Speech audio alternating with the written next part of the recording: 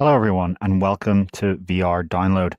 As you'll notice this week, it is just me. Neither Ian nor Kyle are currently available. Apologies for the delay in starting today. We have just been swamped. There's a lot of news to catch up on UploadVR.com. There is games news, other content news, hardware news, glasses news, a lot of stuff. So we actually have 12 topics today, and some of these are going to be pretty meaty, and I'm excited to see what everyone has to say about some of these topics today. So first, thank you to our Upload VR patrons who are XR Developer News, Podum of Smash Drums, HoloNet, Mike Manzano, Richard Meller, Parmesan, and Qubits. And I hope everyone can hear me properly. If you can, do let me know in the comments if you can hear me. If you're having any problems with the stream, remember, as always, try refreshing the page first. And then if that doesn't work, let us know so we can be absolutely certain that that's on our end. So what do we have for today? We're first going to talk about the news that Guy Godin's virtual desktop app is coming to Play for Dream MR, the high-end Android standalone headset. And we'll detail, what that headset is if you're not familiar with it, and why virtual desktop arriving on it is going to be so significant. We will then talk about some smart glasses news. Firstly, Google has teased a smart glasses demo, maybe announcement, something like that, for Google I/O next week. Then we will talk about Bloomberg's report that Apple is developing a custom chipset for its smart glasses, which Apple is expected to launch in 2027. So there is going to be a lot of competition from the three tech giants in smart glasses in coming years. Then we'll talk about the current smart glasses out there, the Ray-Ban Meta glasses, a new accessibility feature that lets them be more descriptive about what they see for blind wearers. So instead of trying to be brief, they will intentionally be able to be verbose for those people who are using these glasses to help navigate the world. And that will actually bring us nicely on to our visionOS 3 section of today's show, because Apple has actually announced in advance a couple of the features that are expected to arrive in visionOS 3. Apple doesn't explicitly say visionOS 3, it says visionOS later this year, but it did the same thing last year when it announced live captions a month in advance of revealing visionOS 2, and that was part of visionOS 2.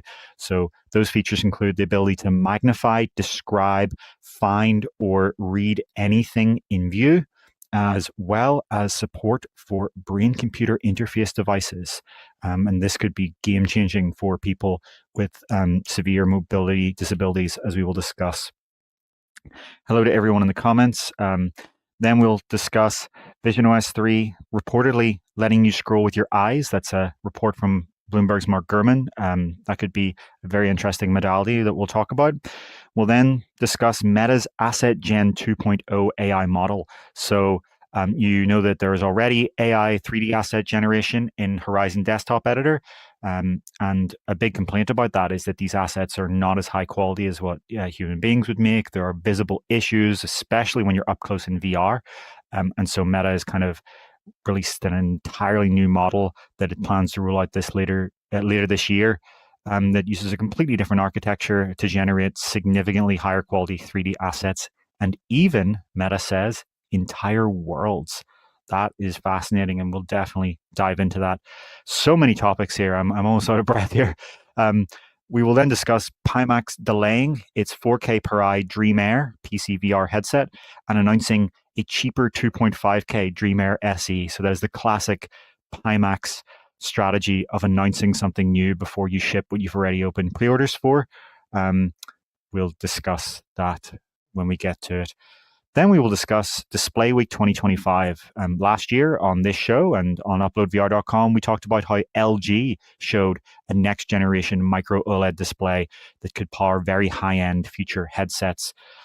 Now this year, Samsung is showing off multiple advanced Micro-OLED displays that it says are for next generation headsets. And we'll talk about how this can actually sort of solve one of the biggest issues with Apple Vision Pro's displays, as well as push forward in certain ways. But these are certainly not affordable displays, and we'll talk about that. It's not going to help the affordability issue of Micro-OLED. It's going to make Micro-OLED even better for the people who are willing to pay thousands and thousands of dollars for a headset. We will then discuss a article we put out, which was surfacing Quest developer concerns that as Meta is rapidly advancing its Horizon OS platform, there are bugs and performance regressions that are affecting apps. So essentially, there are just general performance regressions from release to release that mean that the frame rate that an app has is getting lower over time. There was also a bizarre and puzzling change to battery saver, which is truly just unforgivably stupid, to be frank, from Meta that they are now kind of rolling back. And we'll talk about that, as well as other bugs that are really plaguing developers, such as customers' entire DLCs going away and all kinds of things. And this obviously comes after at Meta Connect 2024 last year, Meta promised a stable era for developers, and that's not what developers are seeing. And they're fed up. These are some of the top developers in the Quest store talking to us about this, and it looks like Meta is just not prioritizing software quality enough. There are a lot of people in this audience now who will know this on a consumer side. Like, it's difficult to kind of quantify the consumer side of bugs and issues because everyone has bugs with everything from their iPhone to their PC to their TV to their, Nintendo Switch, right? There's bugs in everything, but developers get the analytics of scale. They can see how is this happening to an entire section of the customer base or all of the customer base. And that means it's a much more concrete what we can report when it comes to that. Finally, we will discuss the quote from Meta's CTO, Andrew Bosworth, where he says that he and Mark Zuckerberg are true believers with actual conviction.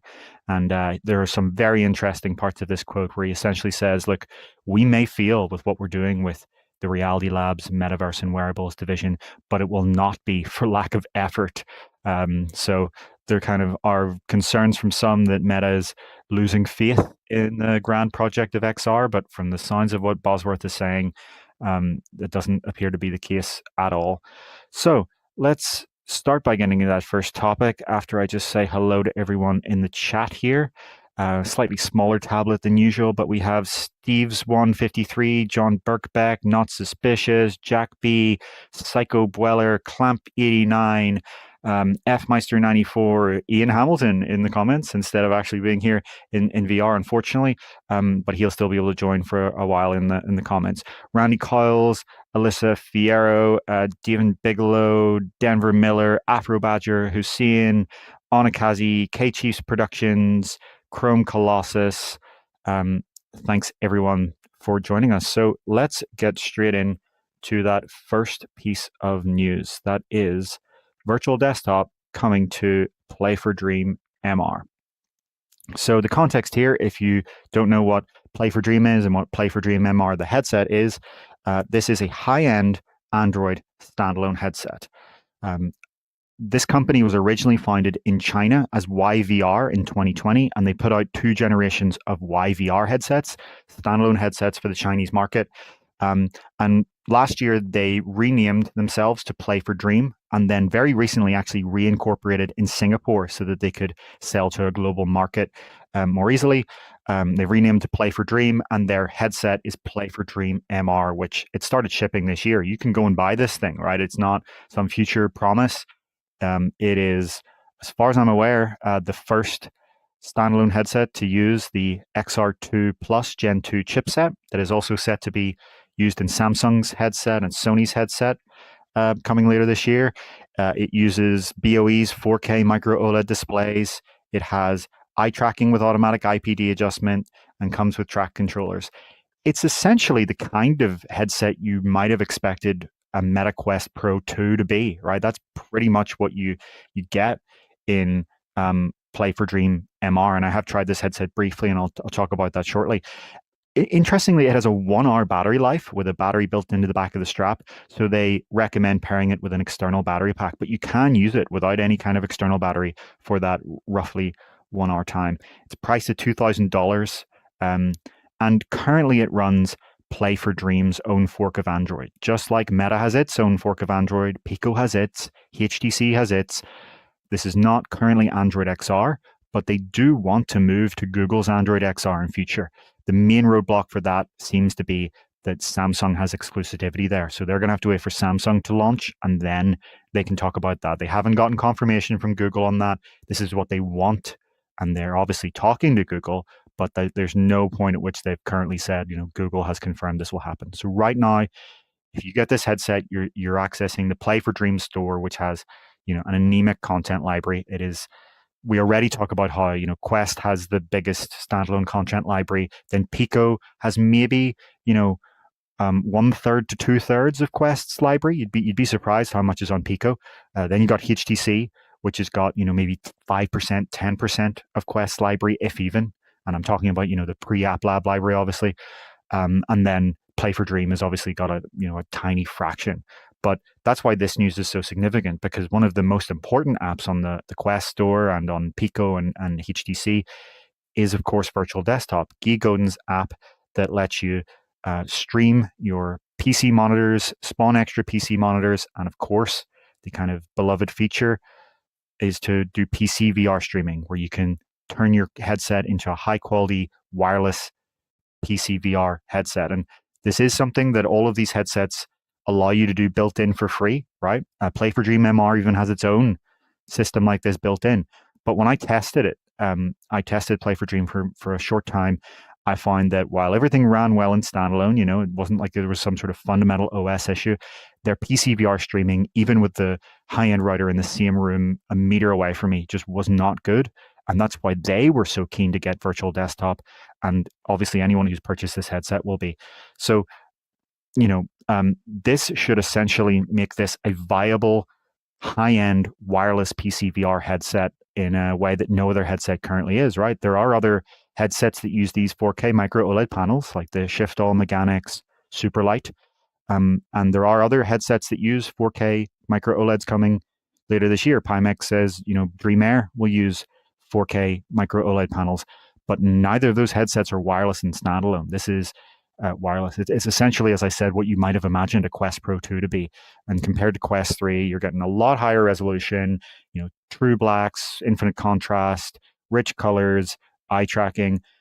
The one kind of flaw I find with this headset that for me is essentially a deal breaker is the design. I'll see if I can actually bring up an image that shows this a bit better, but I'm not 100% sure we do have one. This is kind of a rigid strap where there's a battery built into the back, and it's still a ski goggle style design. So it's as if you had a Quest Pro, but instead of a Halo strap, it's just a regular face pad.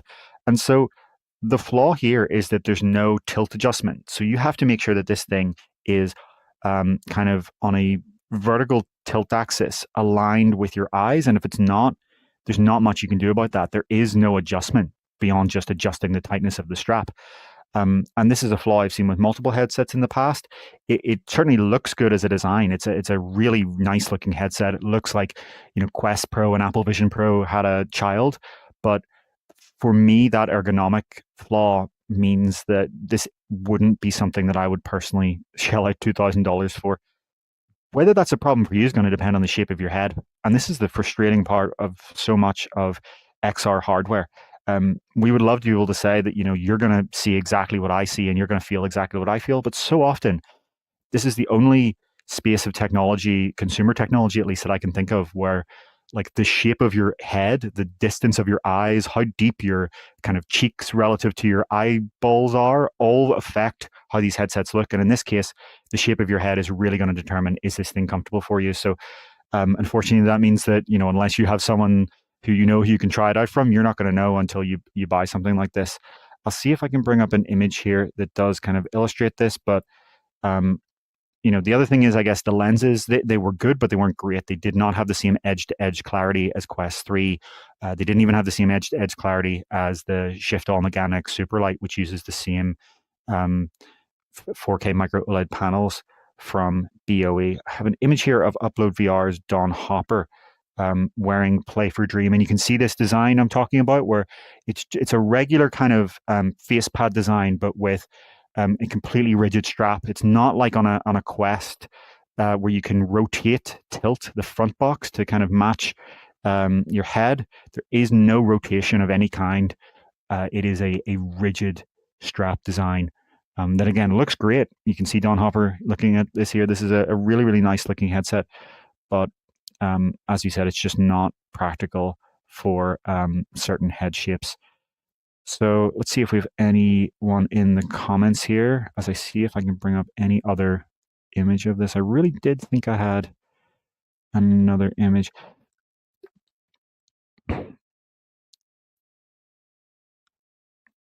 So Jack B saying that they kind of wish they could jailbreak it for Horizon OS. As far as we know, it's not practical at all.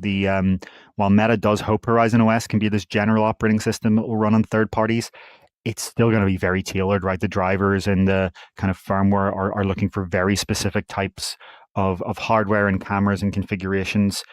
There's no one I'm aware of that's been able to successfully kind of transplant Horizon OS into a Pico or HTC or anything like that.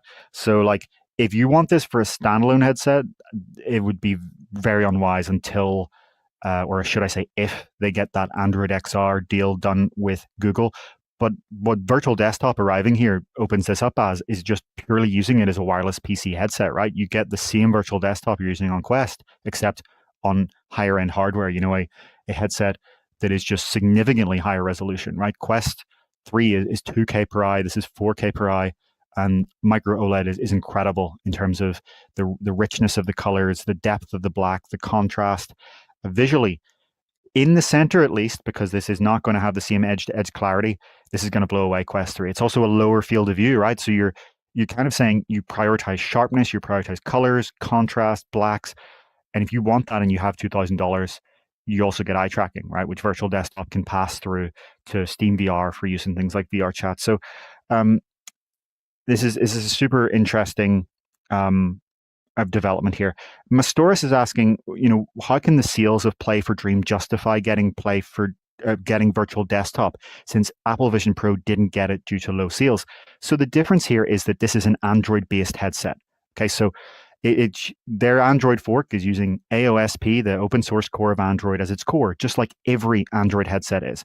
And Apple Vision Pro, in comparison, is obviously a completely different architecture. So not only can you not sideload an APK onto Vision Pro, obviously, it's not an Android headset, it doesn't even use the same APIs.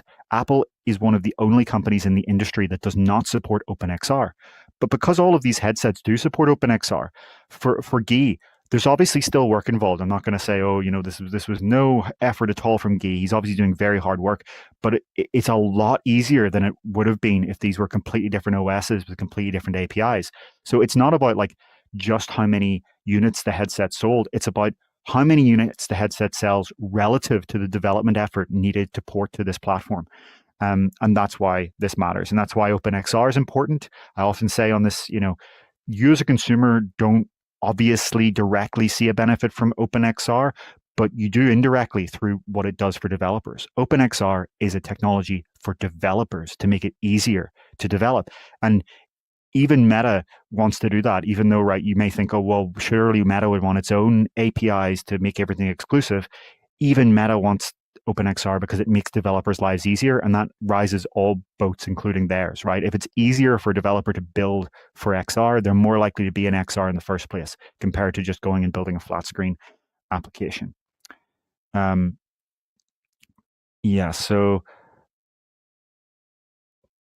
O'Loughlin is saying it's too bad that 4K per eye Micro-OLED is so expensive. Afro Badger is saying $2,000. Ouch. Yep, just like Apple Vision Pro, just like Shift-All, Meganix, Superlight, the vast majority of the cost here is coming from those 4K Micro-OLED displays. We'll talk later in the show about how they could get even more expensive in some ways. There will obviously be cheaper ones over time, but there are even more expensive ways to do Micro-OLED. But unfortunately, that is kind of the grab here, right? That's the unique selling point here. This is the headset that has 4K Micro-OLED displays in a standalone form factor, the only one so far, until we see Samsung and Sony launch theirs later this year.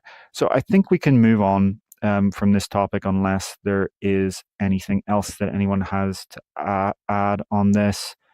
Again, it is an interesting headset. This is now a viable high-end wireless PC VR option in a way that we didn't have before. There's no other wireless option with this kind of resolution at all, and eye tracking, etc. So let's move on to our second topic. This brings us into our smart glasses section of the show today. The first one being Google teasing a smart glasses reveal for I/O next week.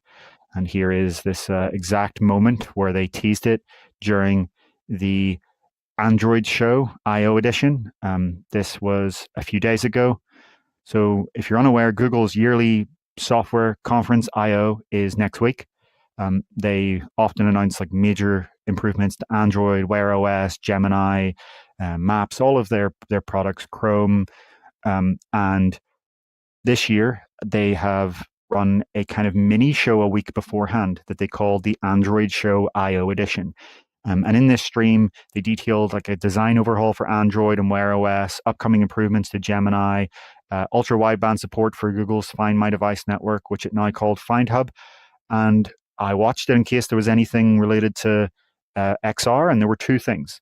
So right at the end of the stream, Google's president of Android ecosystem teased that Google I/O will have deep dives from developers, the latest on Google Gemini, and then he puts those glasses on and says, and maybe even a few more really cool Android demos. See you on May 20th. So it's just a tease. There's no details here. We don't know what that could mean. It could just be another demo like we saw at TED 2025 and we covered, where they showed these smart glasses with a HUD running Gemini, or they could have some sort of pathway to us actually seeing a product from this.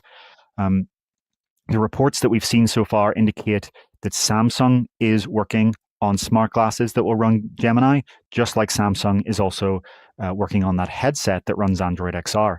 So we don't think, based on what is known so far, that Google itself is going to launch first-party smart glasses, but it does seem they're going to continue to leverage their partnership with Samsung and XR, where Samsung's doing the hardware, Google's doing the software, and that seems like a pretty damn good partnership, to be honest, because in my experience, Samsung does make excellent hardware. I don't use any at the moment, but I have in the past, and I know people who have, but their software isn't always so great. Just my personal view, not analysis.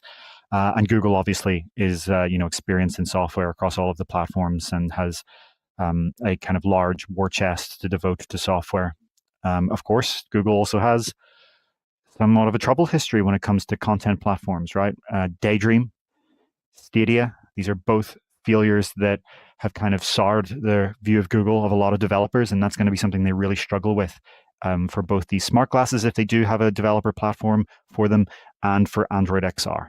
So the other thing that was confirmed at I/O was that they will share more about Android XR at Google I/O, but that was so obvious, right? I think I would have bet with 99.9% certainty that they were going to talk more about Android XR at I/O, since Samsung is supposed to be launching their headset with it this year, and this is Google's giant software conference. Let's have a look at the comments here. David Bigelow suggests that this will do for the Meta Ray-Ban glasses what Apple Vision Pro did for Quest, increase the sales. So that's a suspicion that kind of this will widen awareness of the smart glasses category and rise all boats. Do you think we're still in an era where like a lot of people don't realize that smart glasses exist and what they can do? It still is like an awareness advertising level of like, this is a thing. So I think Google will struggle with that too. Afro Badger asking, do we think the Samsung headset will come in under $2,000? I do not. I think it will be very expensive. I think $2,000 is the bare minimum. Based on what we saw from certain reports earlier this year, they are not making that many of them, only like a couple of 100,000 at most, which makes me suggest it's going to be similarly priced to Apple Vision Pro. However, we don't know. Those reports could be wrong. I still would say Samsung is unlikely to price this thing aggressively because it still needs to make a hardware profit there. It's going to have issues with Micro-OLED production scale, just like Apple does. This is going to be what Vision Pro was for the Apple ecosystem. This headset is going to be for the Android ecosystem. It's going to be this kind of expensive early adopter, first foot in the water. I would not expect a mass market product there from Samsung. To be clear, we're talking about the headset here, not the glasses. For the glasses, I think we could definitely see aggressive pricing from Samsung that matches the Ray-Ban Meta glasses.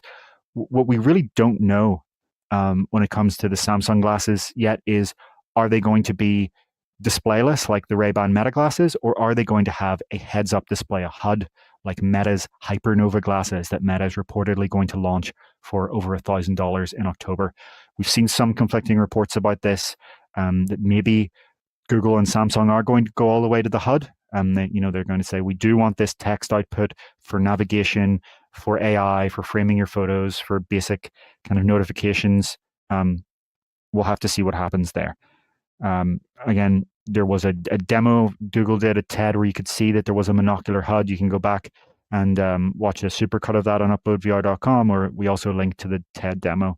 So, James O'Loughlin's saying that, the reports are that Samsung's headset is going to be 100,000 units or so in its first production, compared to Vision Pro's roughly 500,000. So these are not going to be mass market headsets yet. And TMS asks, are we still at the start of VR? On the grand scheme of things, yes. It sounds crazy to say if you've been in this industry for 5 or 10 years, but you need to think of this kind of technology, AR, VR, MR, as a new paradigm in the same way that personal computing was back in the 1970s and 1980s. And you need to chart it on the course of decades. This is not like smartphones and tablets. Smartphones and tablets were consolidation products. They consolidated all of the portable digital devices we already owned into these kind of super product omni tools.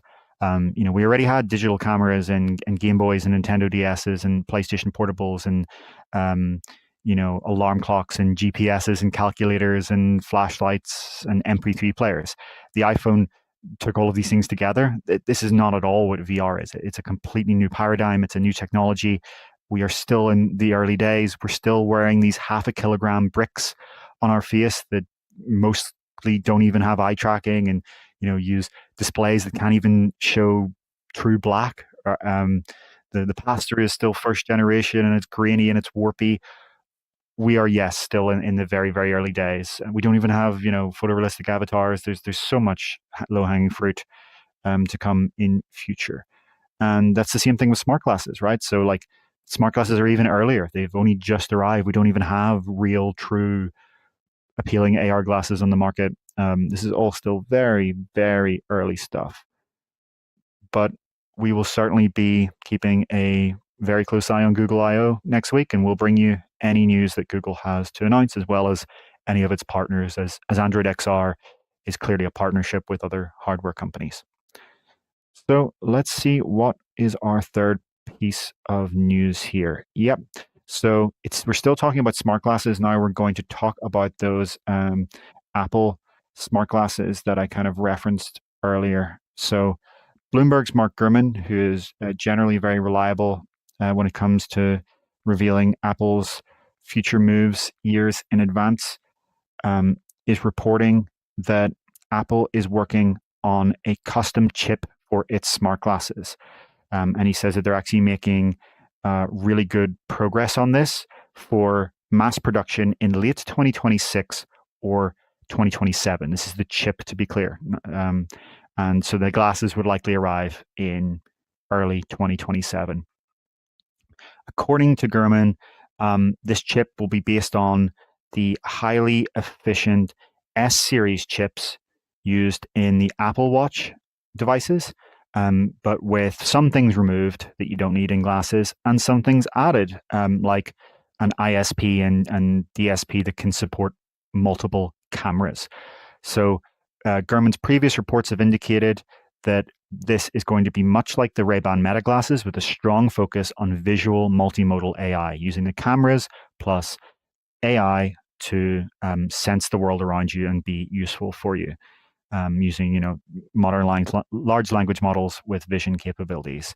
Apple already kind of has this on iPhones, the newest ones, the 15 Pro and 16, called visual intelligence. So it's going to be that same kind of thing, but brought to a glasses form factor, as well as, of course, audio for audiobooks, podcasts, the same kind of thing that you use your Ray-Ban Meta glasses for.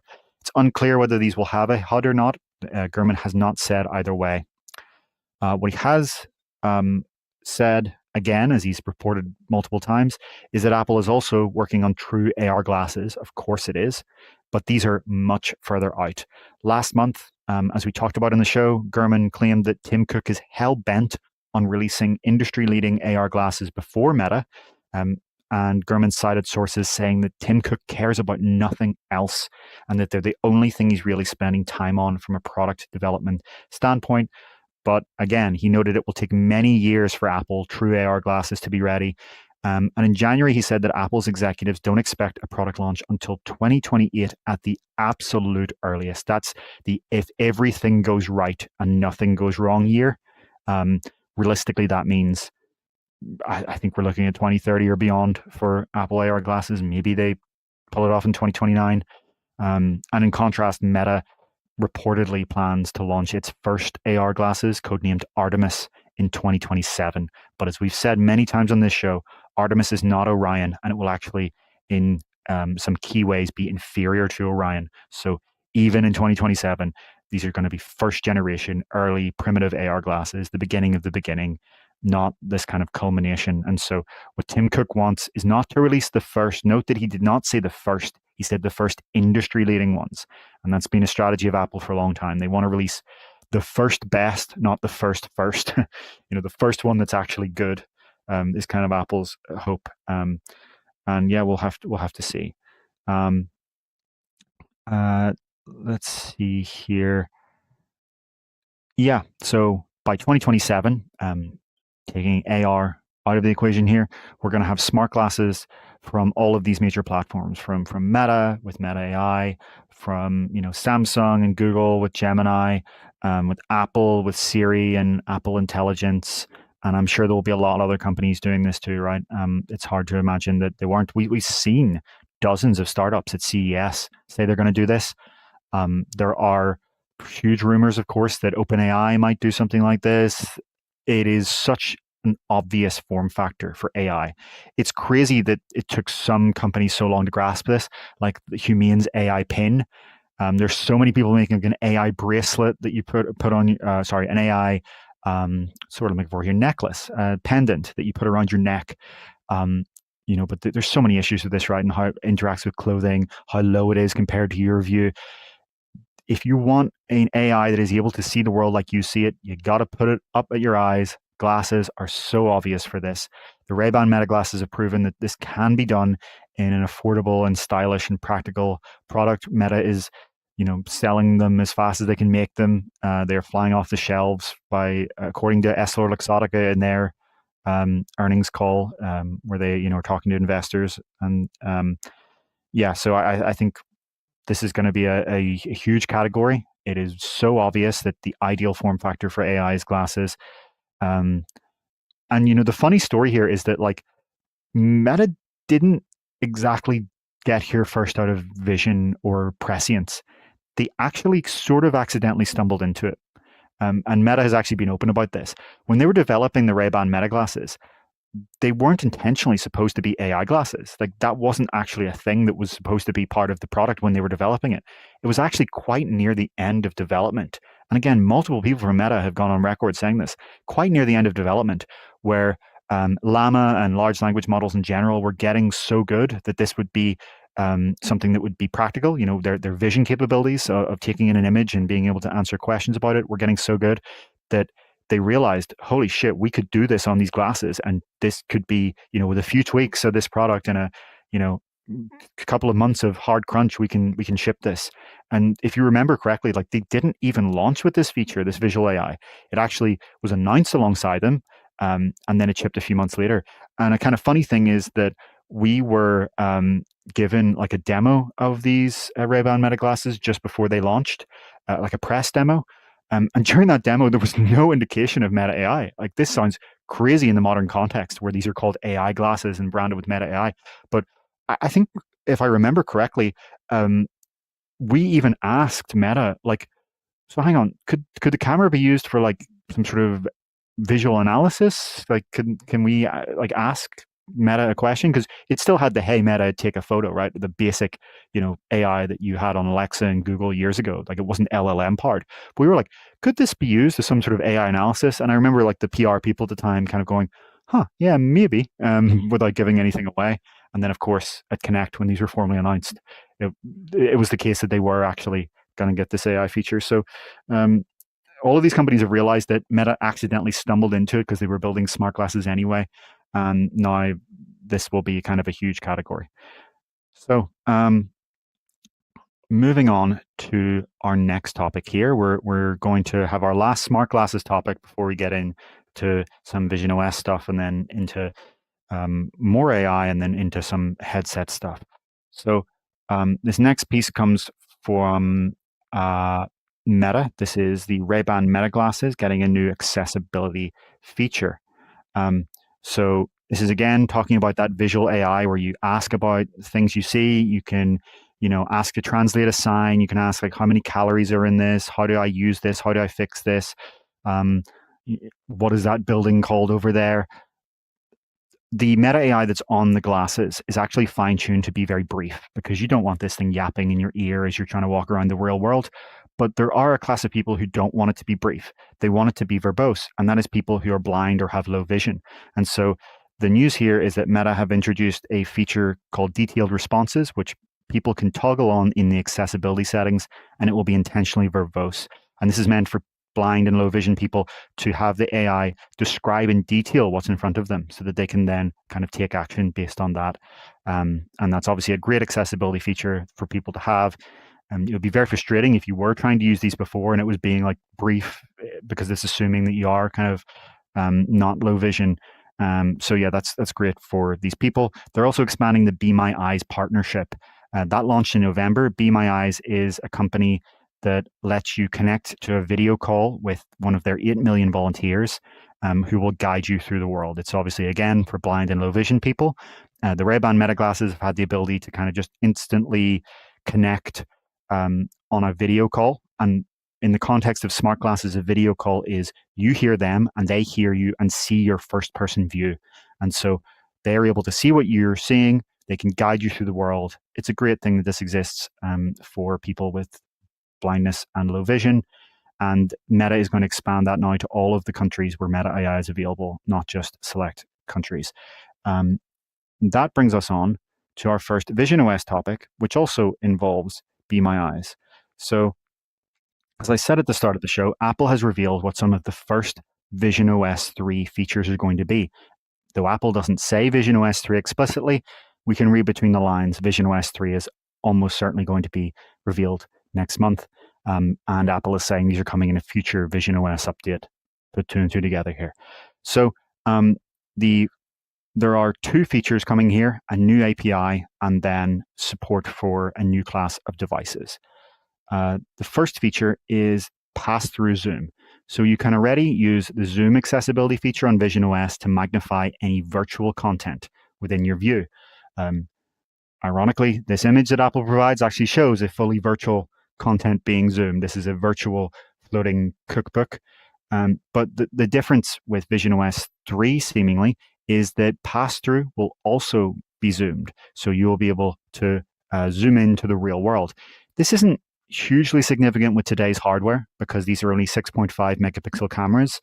But you can imagine how this gets better over time. And at some point, as Ian often points out, at some point we're going to get to the point where the pass-through cameras on these headsets and glasses are actually better than human vision.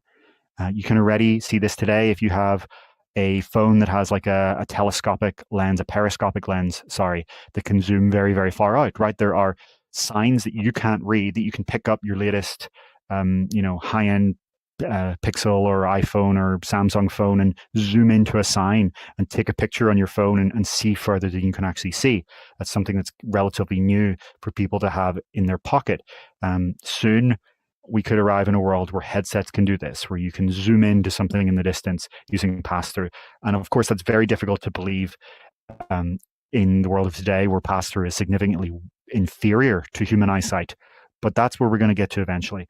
Of course, for people who are blind and have low vision, the threshold for when these pass-through cameras exceed their vision is going to be a lot lower. And so this is, again, an accessibility feature designed for them. The next one is a lot more sophisticated of a feature. This one's called live recognition. And so this will allow the AI This will allow Apple Vision Pro to describe, find, or read anything in your view using on-device AI. So it's actually very similar to what we just talked about being available on smart glasses. And this ability to understand your environment. You can say like, wait, where in this kitchen is the thing I'm looking for? Or can you read that sign out for me? Or describe exactly like what is the layout here? It's the same thing on these glasses, except on the headset. And interestingly, because this headset has got this M2 chipset, this is on device. So it works offline. For Apple, it saves them on cost of running it on servers. And of course, if you care about like the privacy concerns here, this is all being processed on device. Whereas with those smart glasses we just talked about, that's all happening on Meta's servers in terms of the vision recognition. The third thing that's coming in this visionOS update for accessibility is a pass-through API. Whoa, wait. For accessibility developers in approved apps to access the pass-through view to provide live person-to-person assistance for visual interpretation, starting with Be My Eyes. So we've talked before many times on this podcast about how Quest now has a pass-through API that lets developers access the pass-through cameras and run computer vision. Android XR will have it on day one.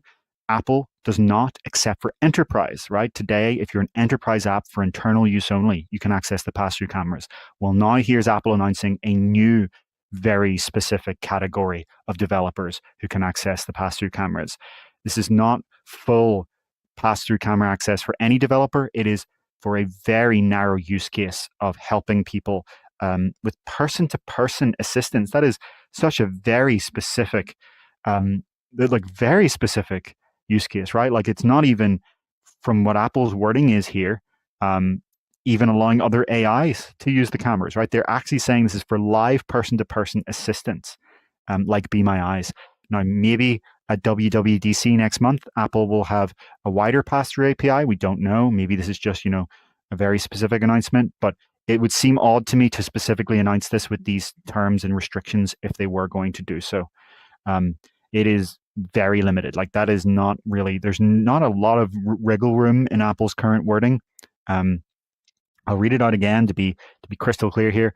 Accessibility developers in approved apps to provide live person-to-person assistance for visual interpretation. That is the terms for this pass-through API. And we have Ian Hamilton in here, who you'll recognize from usually being right beside me in the comments, saying, Zoom is augmented reality passing through virtual reality. I will die on this hill. It's a hot take there from Ian.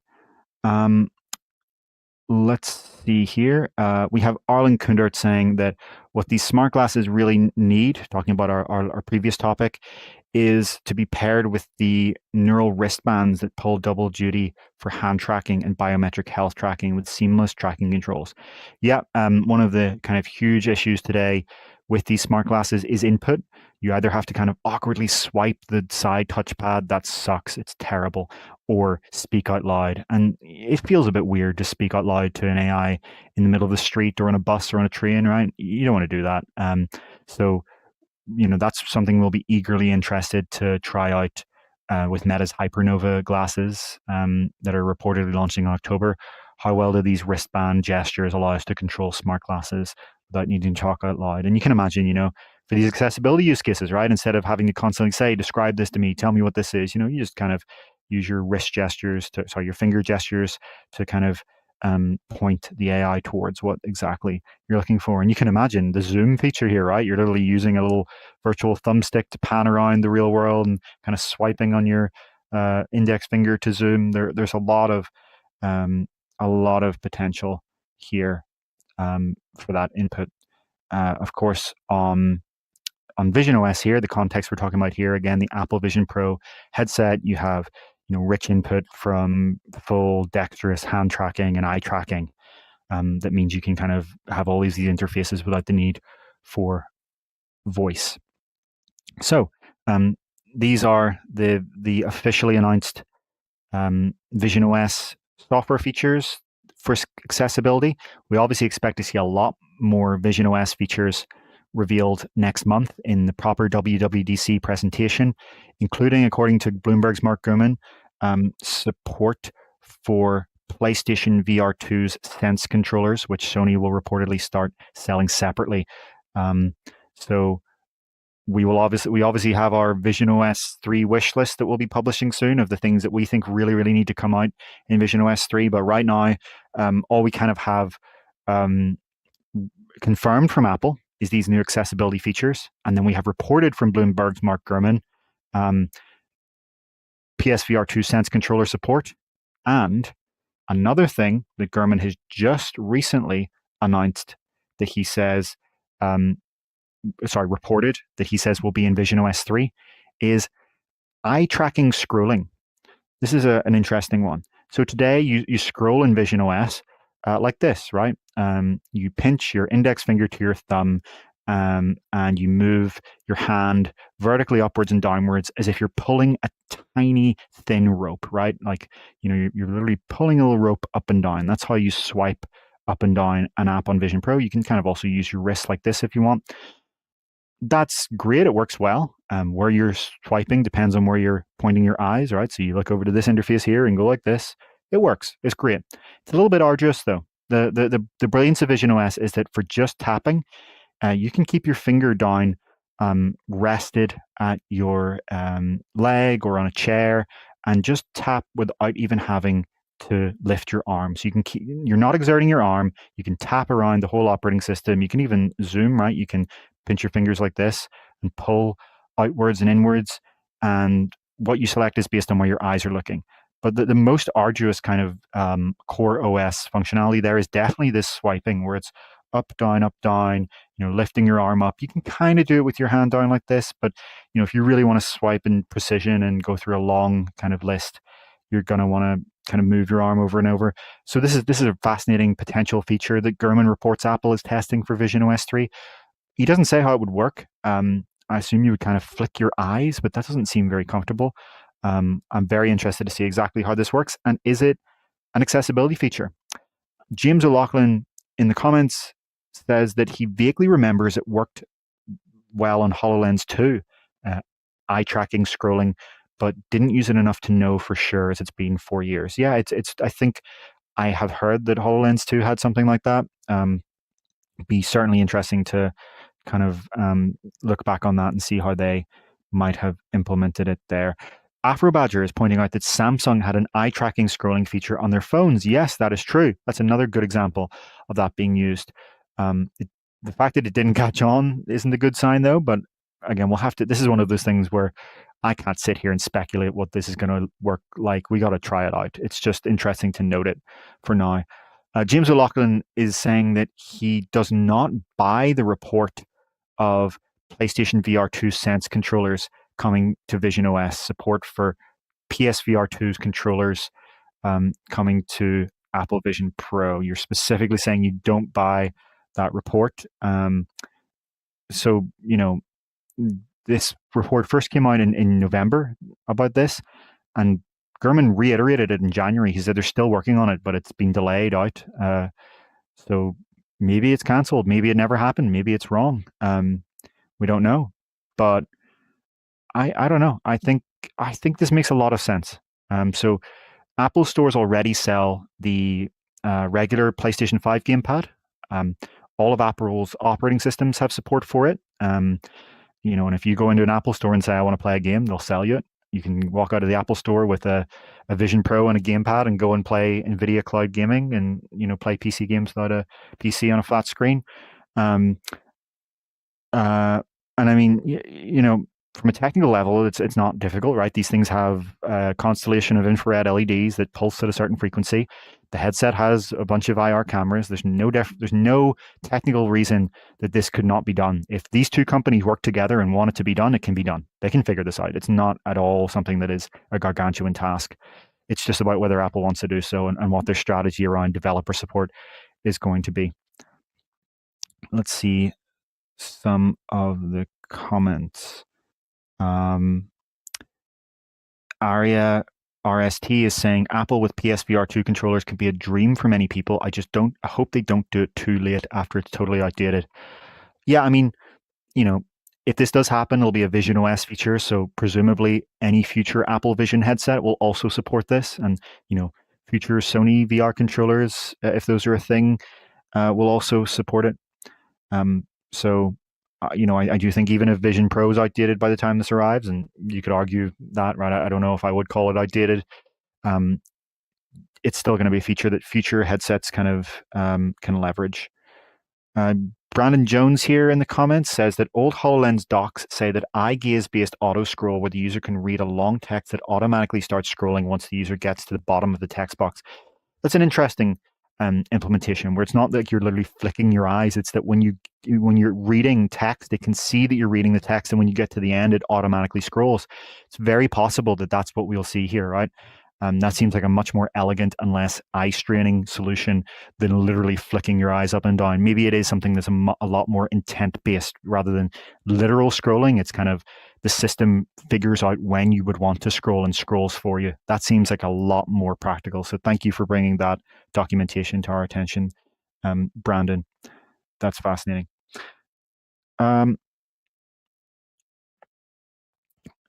Ian is saying in the comments that he has started hanging iPhones from his wrists because he doesn't have first-party tracked Joy-Con support.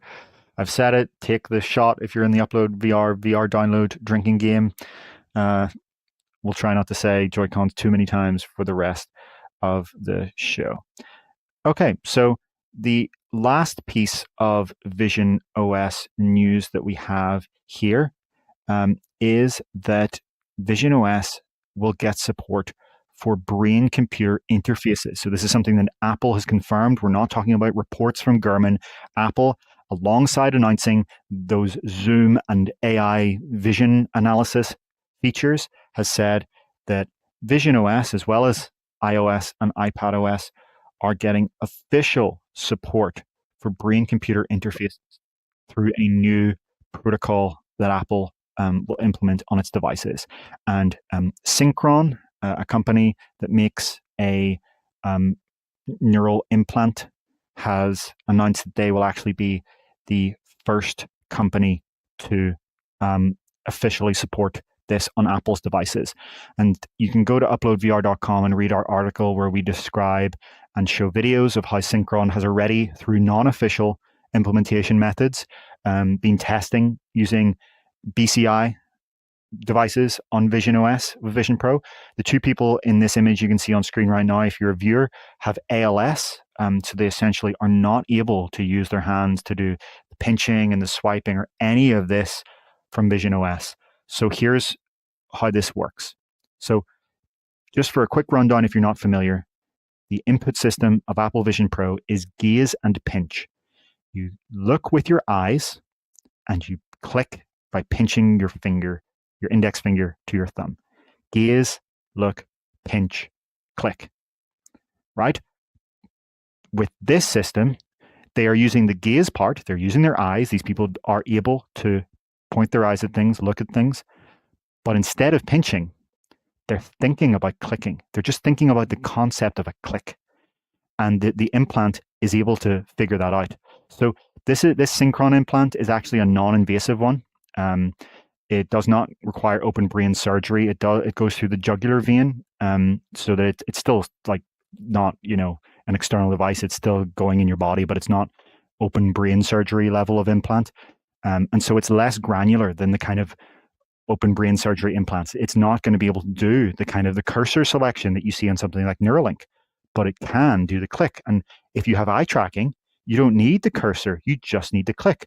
It's a match made in heaven here. You have the headset handling the eye tracking, the implant handling the click. And so I really recommend you go and watch these videos where these people with ALS are able to navigate visionOS with just the thought of a click by using their eyes. Incredible, right? These are people who have very little ability to manipulate the physical world around them and are heavily dependent on carers. And so, you can see the response here from them when they're trying this, which is pure amazement. The demo on the left, which again, please go watch the video, is of just using visionOS. The demo on the right was a partnership between Synchron and NVIDIA, where they have actually used Vision Pro with what seems to be the enterprise camera API pass-through API to allow this person, who again has ALS, to control smart home devices by looking at them. So he can turn his fan on by looking at the fan, and then an interface pops up above the fan, and then he thinks about clicking on the kind of percentage that he wants. He can activate his pet feeder and feed his dog. He can activate his air conditioning. He can look at his smart speaker and pick the playlist or music he wants to play. This is essentially giving people with ALS telekinesis. And this is obviously just an experiment right now between Synchron and NVIDIA, but this points to a future where this could be a widely deployed technology that transforms the lives of these people. And it's technology at its best, right? When it's making unfortunate circumstances and horrible kind of diseases and ailments have less of an impact on people's quality of life. And so it's really, really fantastic. Let's have a look at the comments here. Johnny Pocket saying that's definitely invasive surgery. Yes, I meant it's not brain invasive surgery. To be clear, it is still invasive surgery, but it's not open brain surgery. It's a lot less risky in that sense. It's also permanent, right? None of the current open brain surgery ones are considered permanent yet. Even Neuralink is just hoping to be, but it's in testing. Let's have a look at some of the other comments. Arya saying Stephen Hawking would have wished he had that. Yep, absolutely. I'm sure he would. Now, a lot of people are pointing out on the invasive thing that if you just need the ability to click, there are actually going to be a lot of completely non-invasive BCI technologies that allow this, right? Ones that are just EEG, ones that are just on the wrist, like Meta's wristband. Some people in the comments are pointing out, because as Meta has shown off in the research in the past, you don't actually have to think about clicking your fingers or moving your fingers. Just the very thought of it, just the neural signals going through your wrist to your hand, even if there's no hand there at all, right? Meta has shown actual demonstration videos of someone who does not have fingers. They literally do not have fingers, and they're still moving a virtual hand on a screen in this demo. You can go back to some of our previous coverage on UploadVR.com and see where we have embedded videos of demonstrating this. So, like today, this is using this invasive kind of jugular vein thing, right? It is entirely possible that in future we see completely non-invasive BCI tech that can do this, including Meta's wristband. And the potential here is just enormous for letting people who are with a severe mobility disability be able to manipulate the world around them and interact with technology and have, freedom and autonomy in ways that they just did not have before. So that's excellent to see. Let's see some of the comments here. Yeah, James O'Loughlin saying that he wonders if some of this click could be achieved with even an off-the-shelf Apple Watch. So yeah, Apple obviously has this double pinch thing right now that does kind of require movement. The blood oxygen sensors that do that and the IMUs together that do that would, as far as I'm aware, do actually require a physical movement of the fingers. But it's entirely possible that Apple would integrate some of this SEMG technology that Meta is using into their wristband, right? This isn't exclusive to Meta. There is a company that we saw at CES, Don Hopper, UploadVR's Don Hopper, checked it out at CES, where this is a third-party company building basically the same thing, a neural wristband that they want to let you use in any technology. And I think they're selling it for like $200. So, this isn't going to be exclusive to Meta at all. And yeah, this is something we're going to keep a really close eye on. A lot of the theme of today has been accessibility. It's just that this week there's been a lot of accessibility tech. XR has huge potential for accessibility. And I'm very excited to see how this all develops over time. As Shallow Alaska is saying, it does seem like the ideal solution here would just be a headset plus wristband, or glasses plus wristband eventually. Zebras is in the comments saying just use voice commands. You may not be familiar with ALS, but a lot of people with ALS are not able to kind of clearly enunciate often in the way that we can. And there are a lot of other disabilities that heavily limit people's ability to, enunciate clearly. Maybe future AI systems are able to understand what people are saying even beyond then. But there are a lot of classes of disability there's a lot of classes of disability where people are not going to be able to use voice commands, and there are obviously people who are mute as well, right? Who are not able to. Anyway, let's move on to our next topic here. That concludes our visionOS section. We will now talk about Meta's AssetGen 2.0. Let me find the image for this if I can. Just having a little look at the comments here, seeing a lot of discussion around that. People have a lot of ideas around the accessibility here, and how this, what's the right kind of BCI? Is it a wristband? Can you do more simple technologies? Here we go. So our next topic, is Meta's AssetGen 2.0 AI model. So you may be aware, as we've talked about on this show many times, that last month, Meta introduced the ability for Horizon desktop editor creators, the Windows PC flat screen application that lets you import models and textures and write TypeScript and set up virtual worlds for Horizon worlds. They added the ability last month to AI generate 3D assets. That's models and textures, as well as skyboxes, audio, TypeScript. And this obviously lets people with no 3D modeling skills generate custom 3D assets that they can populate their virtual world with by just typing. You type the description of what you want. It takes around 3 to 6 minutes to generate what you want, and then you can type exactly what texture you want. If you don't like it, you change the prompt, try again, find something you like. And so Meta's kind of pitch here is that you can build virtual worlds in a matter of hours or days rather than weeks or months. The problem, of course, is that the current AI generation quality is not anywhere near the power of a human 3D creator. There are like visual issues that are very obvious in VR when you're close up. On mobile, it's not always super obvious, but if you're in VR, you can see in these worlds that it's kind of obvious today that these are AI generated. And it's still great if you are a creator and just want to put something together.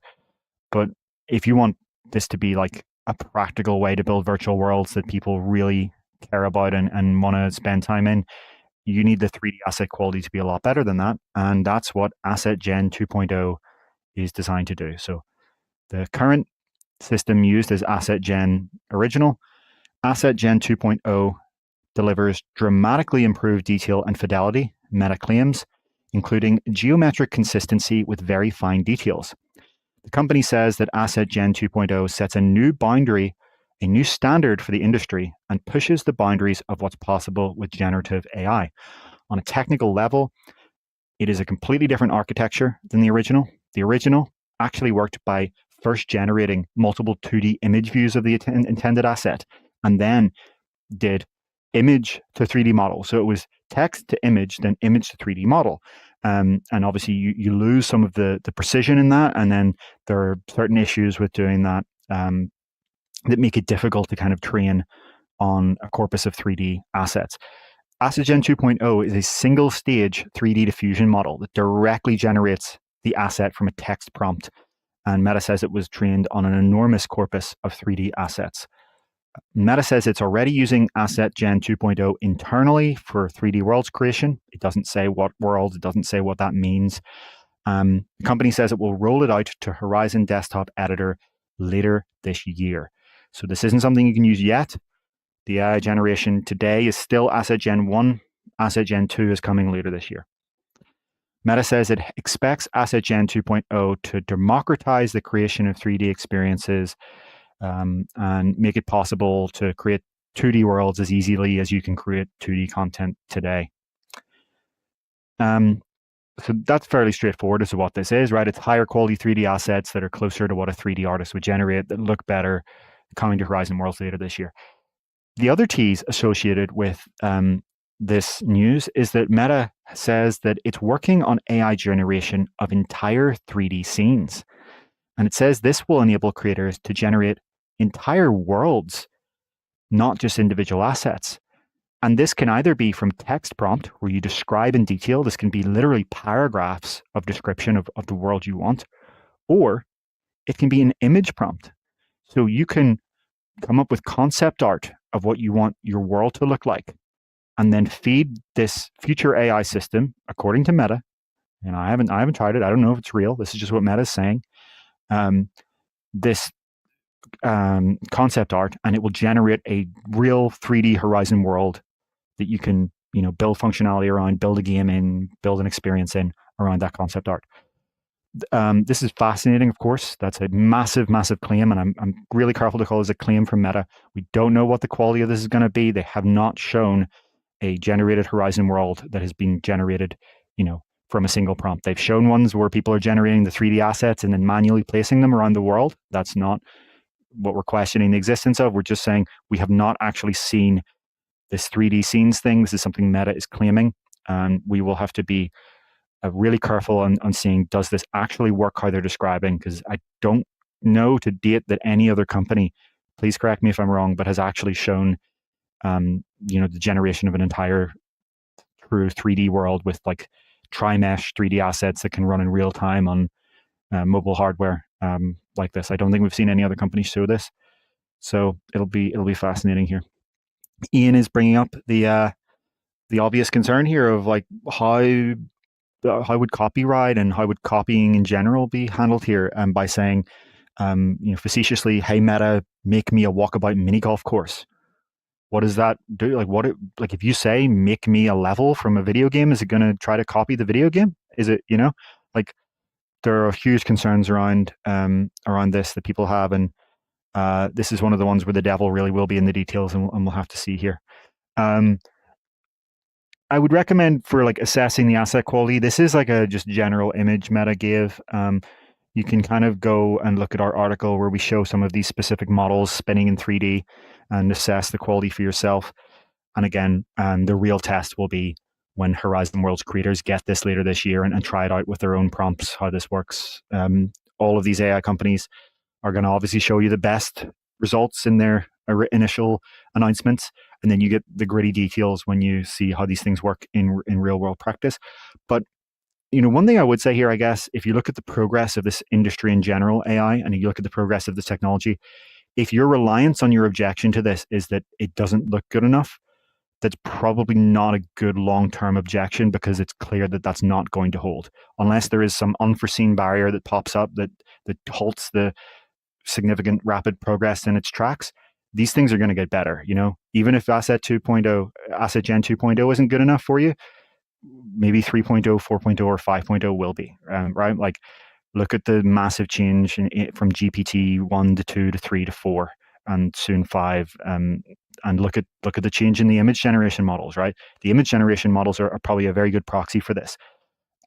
If you don't keep up with this, go and Google this, go and look at YouTube videos about this. It's astonishing what AI image generators can do today compared to what they could do 5 years ago. Like, it is truly, the progress is beyond any other technology we've ever seen. Like, these things were developing like smudgy, like three-year-old toddler drawings, and now they're generating like, photorealistic images in many senses, and that's kind of very remarkable. But of course, as LL is pointing out, 3D is a lot harder of a challenge, especially generating models that are like well optimized for running in real time, that don't have like issues with seams and things like that, UV mapping, textures that are appropriate. It's a lot harder of a challenge. I'm not saying that the current progress of the current state of image generation is the same state of 3D asset generation. I'm just saying, in the same sense that one advanced rapidly, the other will likely advance rapidly too.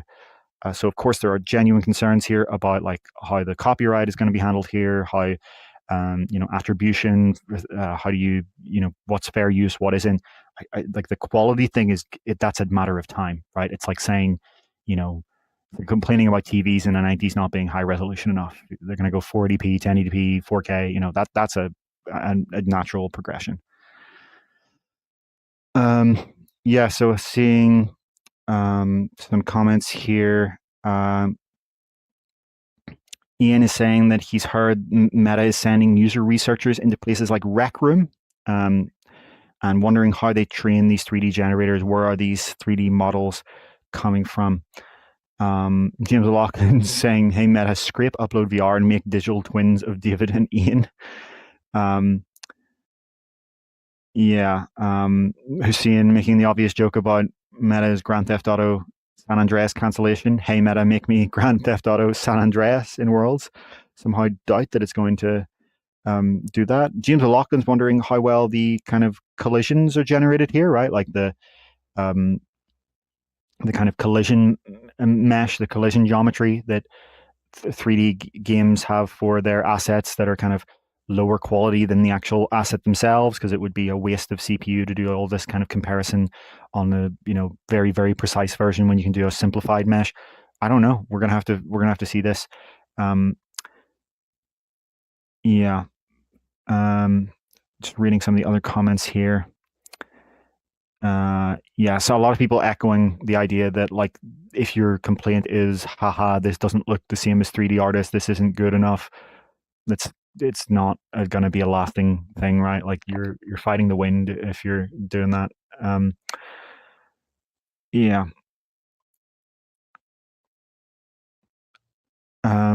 James O'Loughlin is questioning, how does this work on a content ecosystem level? If you have a bunch of AI generated worlds with minimum human effort, do people pay for this? Or, does the value of a 3D world generated with AI just crash to zero because there's so much of it, right? Is this just like, when there's infinite supply, there's like not enough value per item? Is this like Steam where there's, 5,000 indie games every week? That's a made up number, by the way. I don't actually know the number. It's just an example. Or is this something where, like, how is the recommendation system going to work here? I guess that's Meta's strength, right? On Instagram and Facebook, Instagram in particular, you have millions of items of content, billions of items of content being put out, and the system has to find out what's the cream in the crop, what's the kind of diamond in the rough, what do you present, and then over time, markets do their thing, and the best rise and the least do. Will that happen here? Who knows? Or will that continue to be human crafted work that is kind of a clear step above? Because it's not just about quality; it's about the choice of detail, the human kind of decision of what to focus on and how to position things, and especially when it comes to entire world generation, the detail and thought that is put into virtual worlds in video games and elsewhere is beyond what most people would expect. Like, there is a lot of thought that's put into every little detail, and the AI might not really get that. And there's so much to think about here. Yeah. Jack's bringing up an interesting idea that, like, development studios could use this as kind of like a prototyping drafting system, right? So even if these are rough and imperfect, if you're building a game with 3D artists and human programmers and a proper development team, you might have some ideas. You might have some sort of concepts that you're throwing around. You might be trying to choose between 3 or 4 or 5. What's our next game going to be? Are we going to pick concept A, B, or C? Why don't we quickly throw together a prototype in Horizon and have a little look and see, like, what feels right in terms of, like, the scale that we're trying to pull off, and what feels right from a kind of visual perspective. Already today, a lot of games have, like, draft versions that are made by human beings creating these draft assets and putting them together. Programmer art in some cases, right? A programmer throwing together a quick 3D model. Could this be, at minimum, just a way for programmers and teams to throw together a little prototype and play things out? Who knows? That's a very interesting potential use case for sure.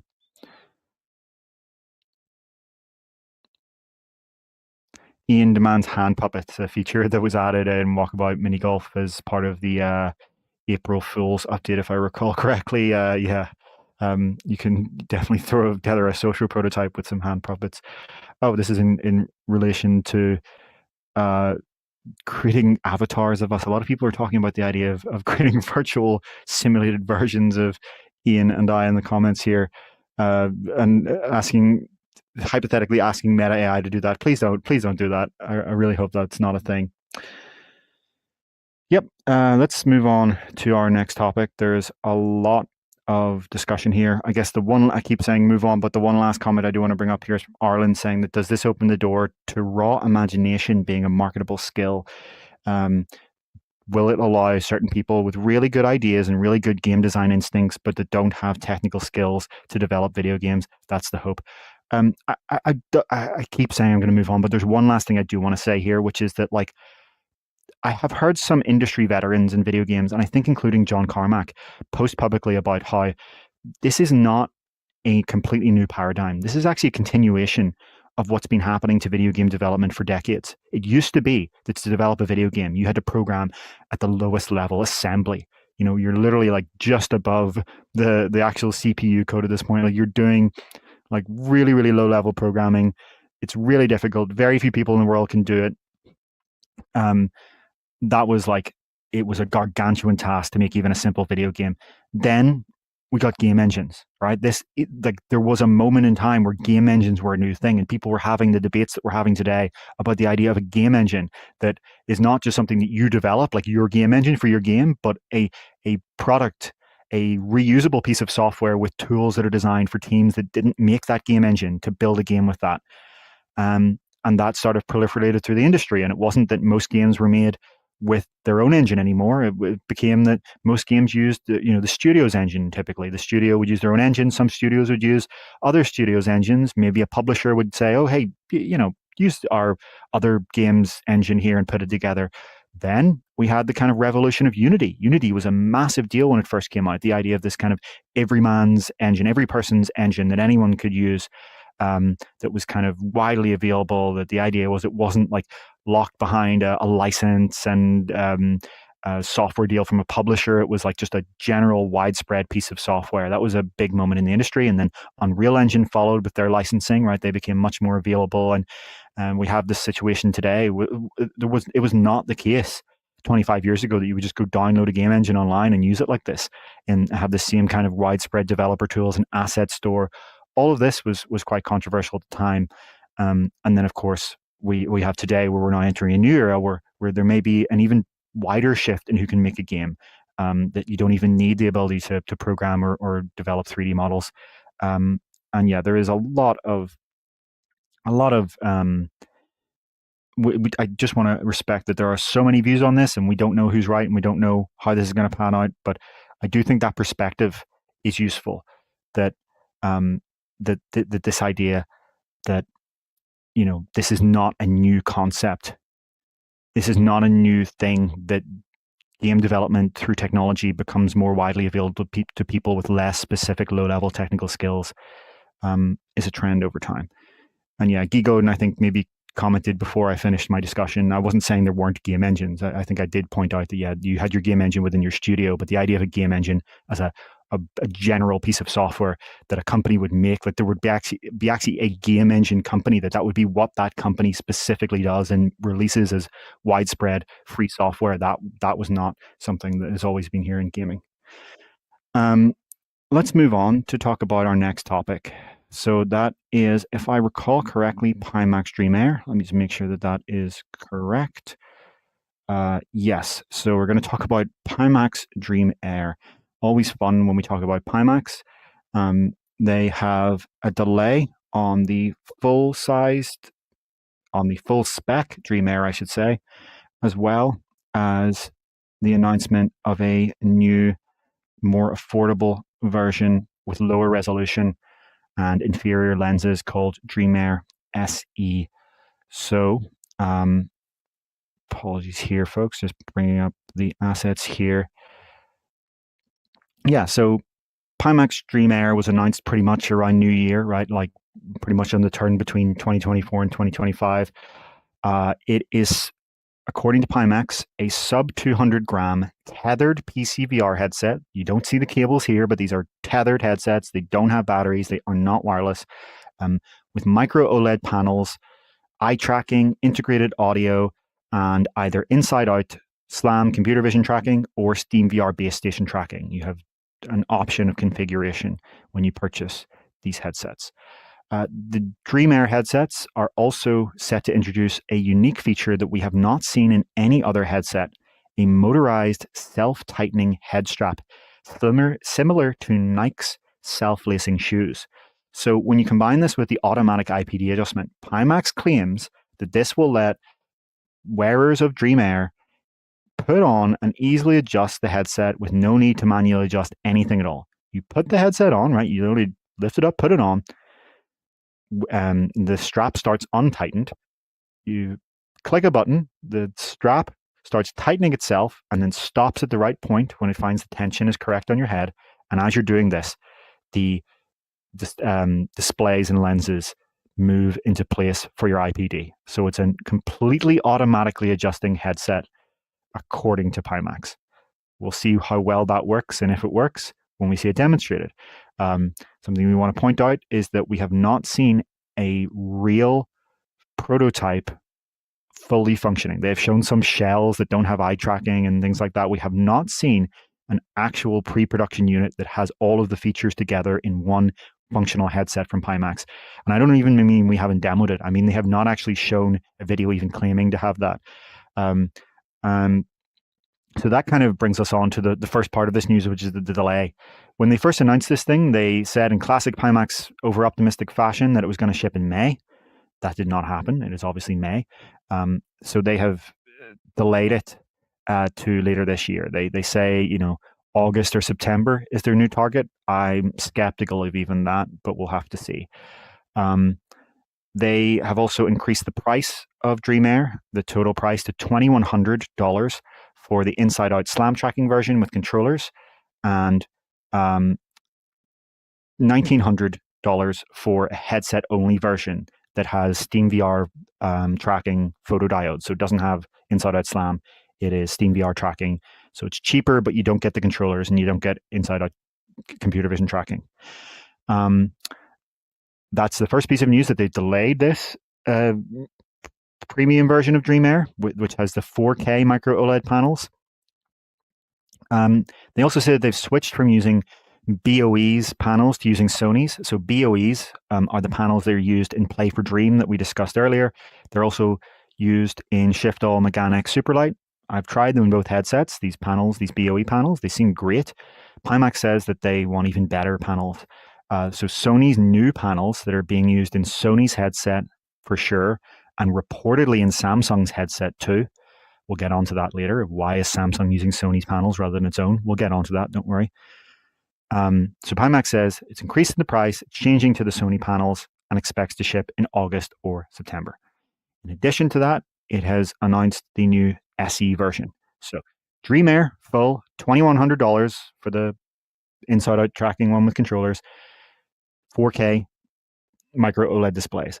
Dream Air SE, 2.5K Micro-OLED displays, and a much lower price, $1,200 for the inside-out slam tracking version with controllers, or $900 for just the headset with photodiodes for SteamVR tracking.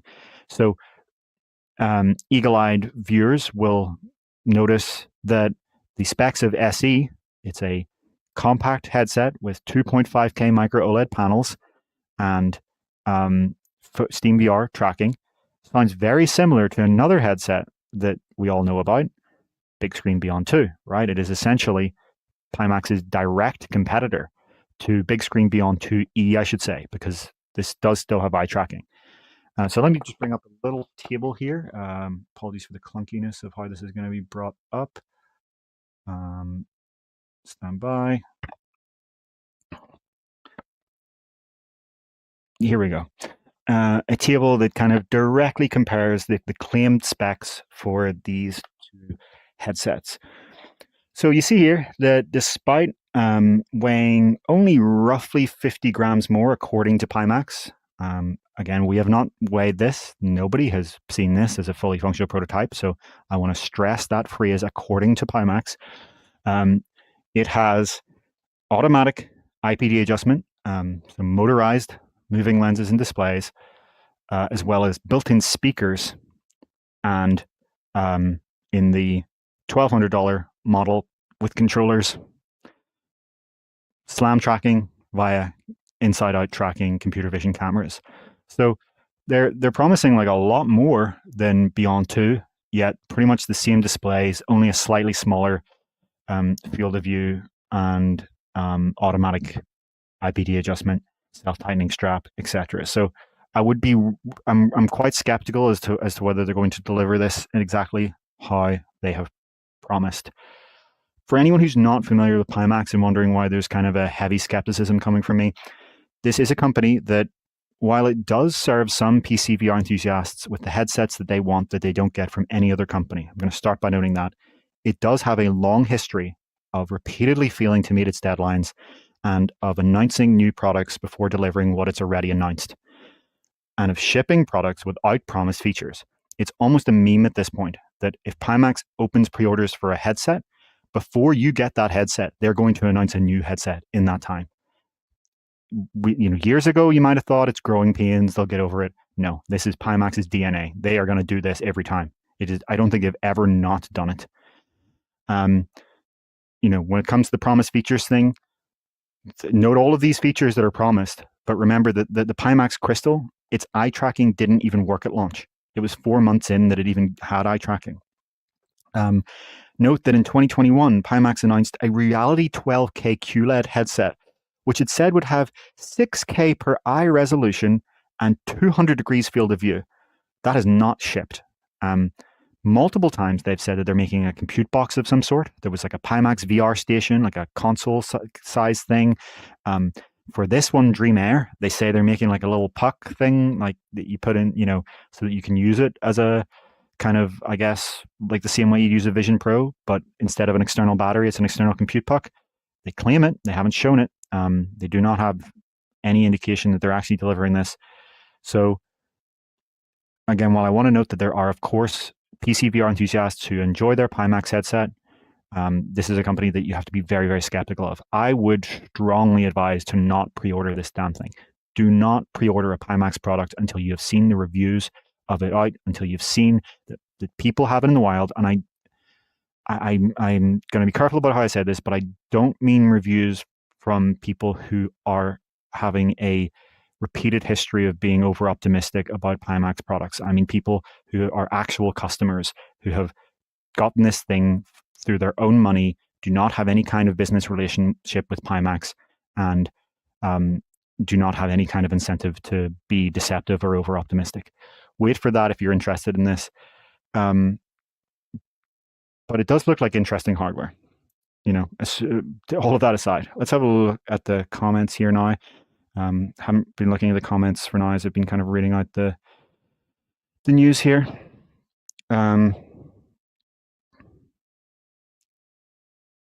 James O'Loughlin is making the obvious joke. I can't believe I didn't see this one. Pimax Dream Hot Air. Multiple people are saying that they can't keep up with Pimax because there's a new headset every week.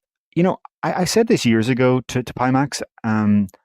Like, there's clearly a lot of engineering talent at this company. And if they could harness the skill of focus, they could probably produce something great.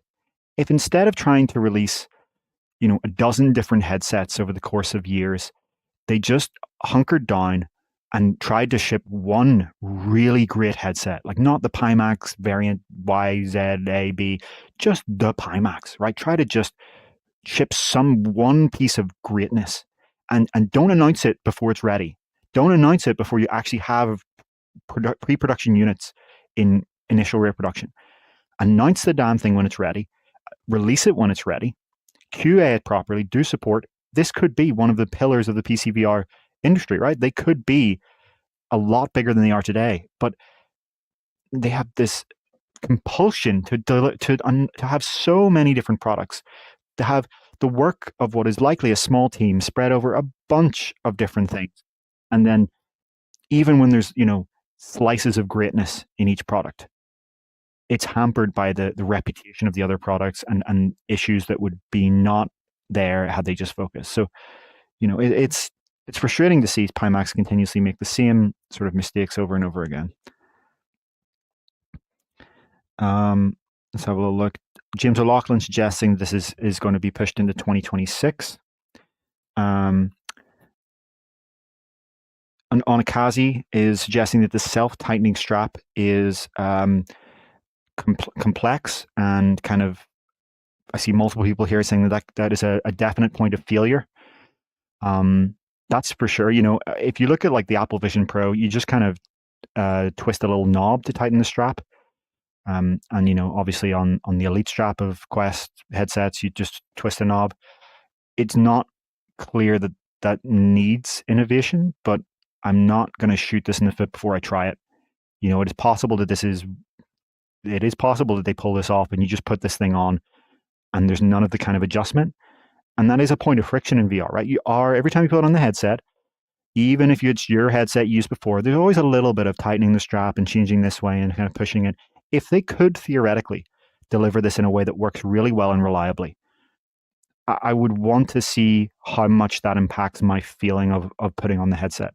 So I'm not going to rule it out, but I take everyone's point that very much so is a potential point of kind of mechanical failure. RM asking, who's the manufacturer of the 2.5K panels? That is Sia Technologies from China. They are the only company I'm aware of that currently is making these 2.5K panels at this scale in actual mass production availability. Let's see. Some people are pointing out that the design here is definitely inspired by Apple Vision Pro. Yes, absolutely. That is very clear. It's crystal clear that they've taken serious inspiration from Apple Vision Pro here. Yep, let's have a little look. People are kind of saying that this gives like Kickstarter vibes. Pimax Portal, people are bringing up. That was a idea that they wanted to make like a Nintendo Switch competitor running Android that would slot into the front of a headset. You can realize why that's obviously a bad idea, and that kind of didn't really come to pass.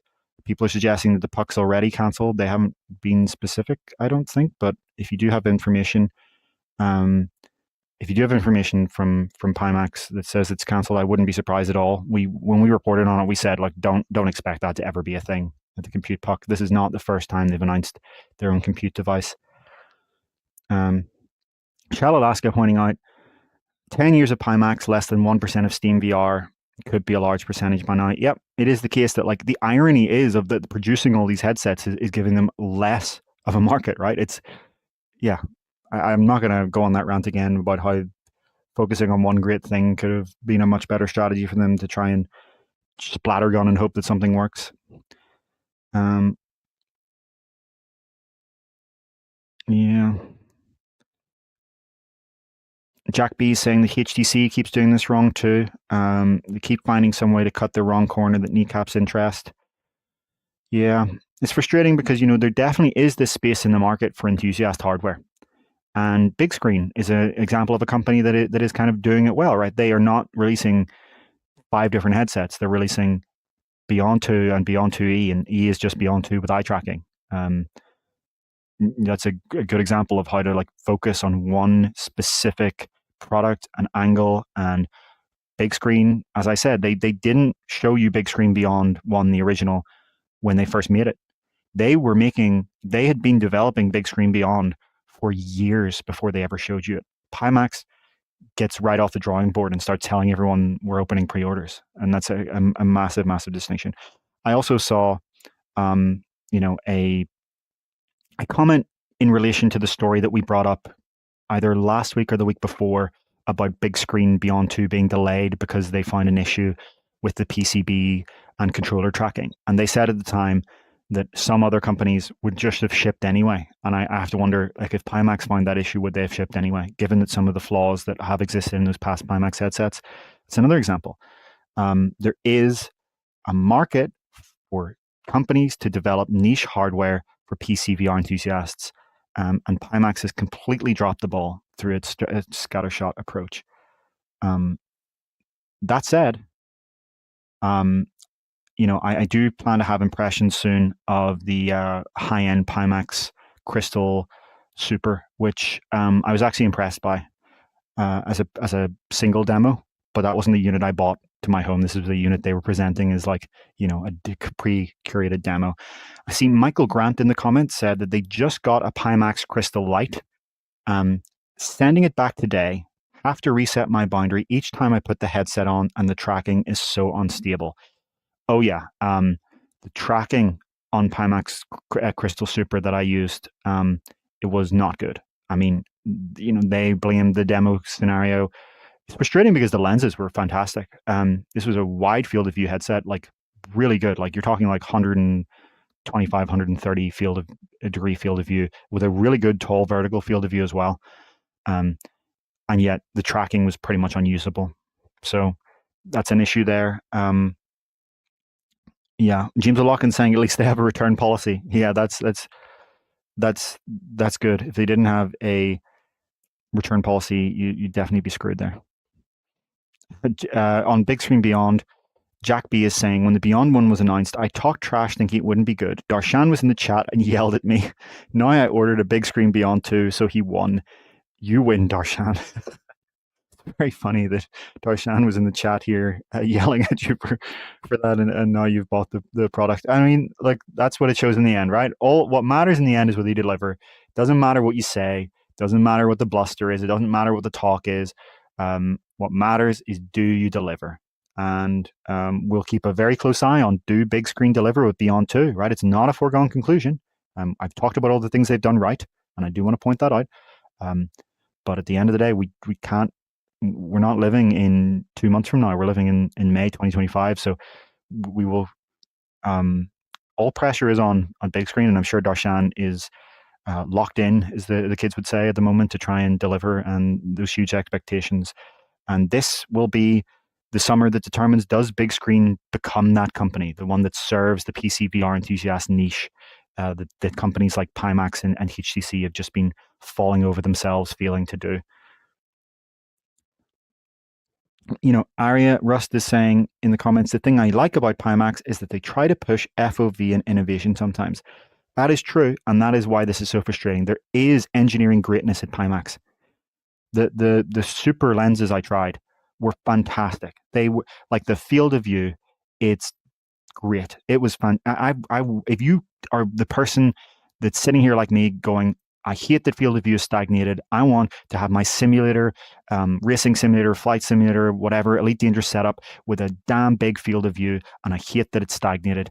That headset, the Crystal Super, actually does push that forward, and I don't mean in a way where it's distorted. I mean it's actually good.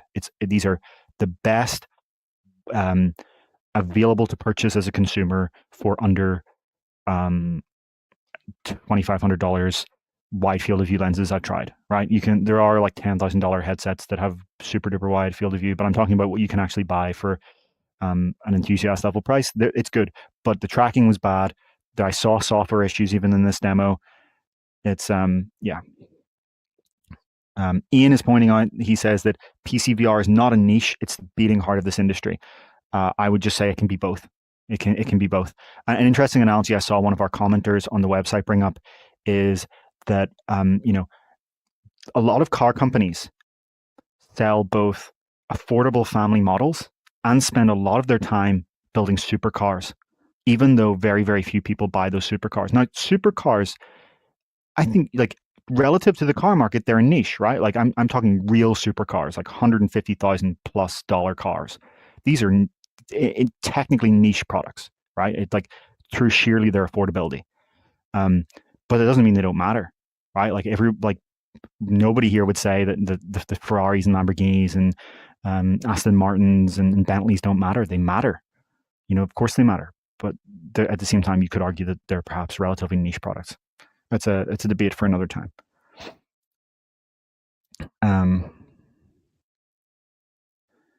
Mr. Mycelium asking, why is Ian in chat jail this week? He's not. It's not that Ian wasn't allowed on the show. He has a personal commitment that meant that he can't be live in virtual reality, with a headset on, taking his entire being. But he can be partially available in the chat here. He's not in jail. Ian was very, very welcome, and I'd love to have had him on. Yeah, and I'm sure he'll be here next week. I don't want to speak for Ian. He can say in the chat whether he's available next week. Commenters are joking he's been banished for talking about Joy-Cons too much. He is not. I would love to have Ian here talking about Joy-Cons. Let's talk about that next topic. We've talked a lot about Pimax, and this is again one of those things where I'm just going to have to say we'll see whether they deliver or not. We can't predict the future. We can look at the past, but they could always surprise us. Let's have a see. what Pimax manages to deliver with this Dream Air headset. Our next topic is the advanced micro-OLED displays for next generation headsets that Samsung is showing off at Display Week this week. Let's bring this up. Apologies for the delay here, folks. It's a little harder to do a solo show than it is to do a two-man show. Here we go. So Display Week is a kind of industry event conference where companies like Samsung Display and LG Display and others like BOE show off. Sometimes they're coming products, and other times they're research and developments on like what's the best display that we can't mass produce today, but we can make one of and show you like what we can pull off and what we will be able to deliver years in advance. And so, years before micro-OLED displays arrived in Big Screen Beyond and in Apple Vision Pro, those were kind of the first two products to really have like good micro-OLED displays. We saw these kinds of displays shown off at Display Week. Like these companies were working on this for a long time. At UploadVR, we've been talking about how micro-OLED displays are going to revolutionize VR since like 2016, 2017. Long before we even had like pancake lenses, back when we were still Fresnel lenses and giant, low resolution OLED panels, we were talking about this. So there's a long pipeline here between R&D and shipping. And so by looking at today's Display Week panels, we can see like, what is the VR world going to look like in 3 or 5 or beyond years? What's the next step for the fundamental drivers of these headsets? And so that is what Samsung have shown off today. So last year, we discussed LG showing off an advanced micro-OLED display. This year, it's Samsung showing 2 of them. Let me just bring up the context here. Just for some basic background context, micro-OLED displays are not just really small OLED displays. They're actually like fundamentally different in how they're manufactured. They're fabricated directly onto silicon wafers in a very different process than regular OLED on glass. And the advantage is that they offer much higher pixel density than any other production-ready display technology that you can mass produce, at this resolution at least. They are much higher pixel density and much more efficient. So that means you get much higher resolution in the same space, right? Pixel density is much higher. And it also means because of that higher efficiency, you can go much, much, much brighter with some trade-offs that we will discuss here. Micro-OLED displays are thus what enable high-resolution headsets with relatively slim designs. And these headsets also get OLED's signature infinite contrast with rich colors and true blacks, and in every micro-OLED display I've ever tried, without the Mura pattern. So you get all of the advantages of OLED, advantages beyond regular OLED, and you don't get that trade-off. They are essentially like the current ideal display technology for VR headsets, with the massive caveat that they are incredibly expensive, because that is a much more difficult manufacturing process, especially at this kind of pixel density, than regular OLED. So just to kind of reiterate this, you don't get Big Screen Beyond without Micro-OLED displays. Big Screen Beyond does not exist in a world without Micro-OLED displays, or at least it's not the same product in any meaningful sense. You're not getting that kind of resolution in that size of headset with that quality of colors and contrast. It doesn't happen. So Micro-OLED displays arrived, as I said, in Big Screen Beyond at 2.5K, then in Apple Vision Pro at 4K. Those Big Screen Beyond ones are from a Chinese supplier called Sia. The 4K Micro-OLEDs in Apple Vision Pro are from Sony. And as we discussed earlier in the show, another Chinese company called BOE makes 4K Micro-OLED panels in Play for Dream MR and Shift-All Meganix Superlight. Sony is also releasing a new Micro-OLED display that it's going to launch in its own headset, that Sony Enterprise Creativity headset we have reported on. as well as Pimax Dream Air, Pimax says, and reportedly Samsung's headset, which I will get to soon as to why is Samsung using Sony's. So back in 2023, Samsung acquired the US Micro-OLED company Imagine for $218 million. And the two new displays it's showing at Display Week 2025 are very, very likely based on Imagine's technology. Compared to the existing Micro-OLED displays, they offer much greater brightness and a wider color gamut. Why is this? That's because the current Micro-OLED displays we have in headsets kind of cheat of how they exist. They normally on your display, right, you have 3 subpixels per pixel, red, green, and blue. And they do have 3 subpixels per pixel, but they're all white.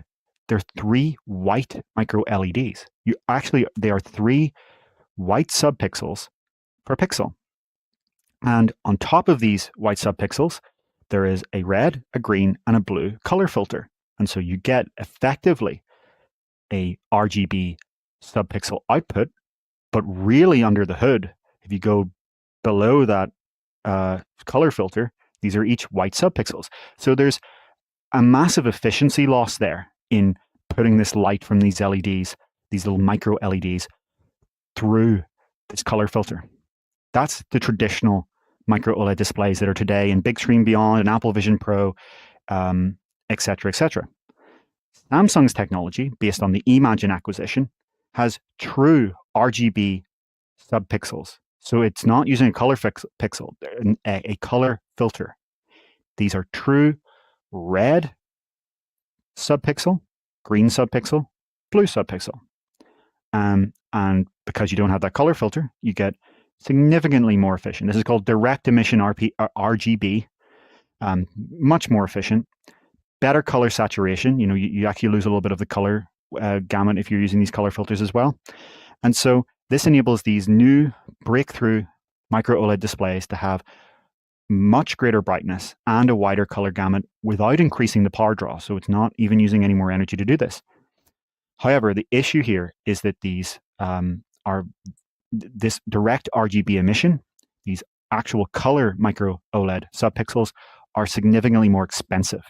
So it's kind of a funny situation where micro OLED, even with these little white subpixels, is already really, really hard to manufacture.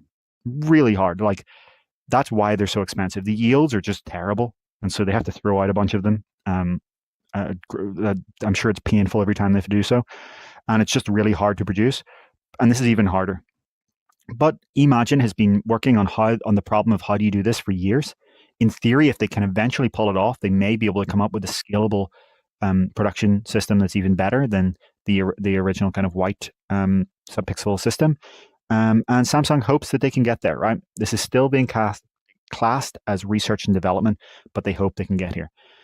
Now, here's the caveat about brightness. And I'm going to bring up the chart here, and then I can explain why these crazy high-sounding numbers are in reality the bare minimum that you need for good headsets.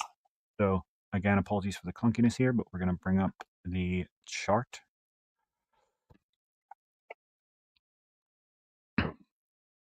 Here we go.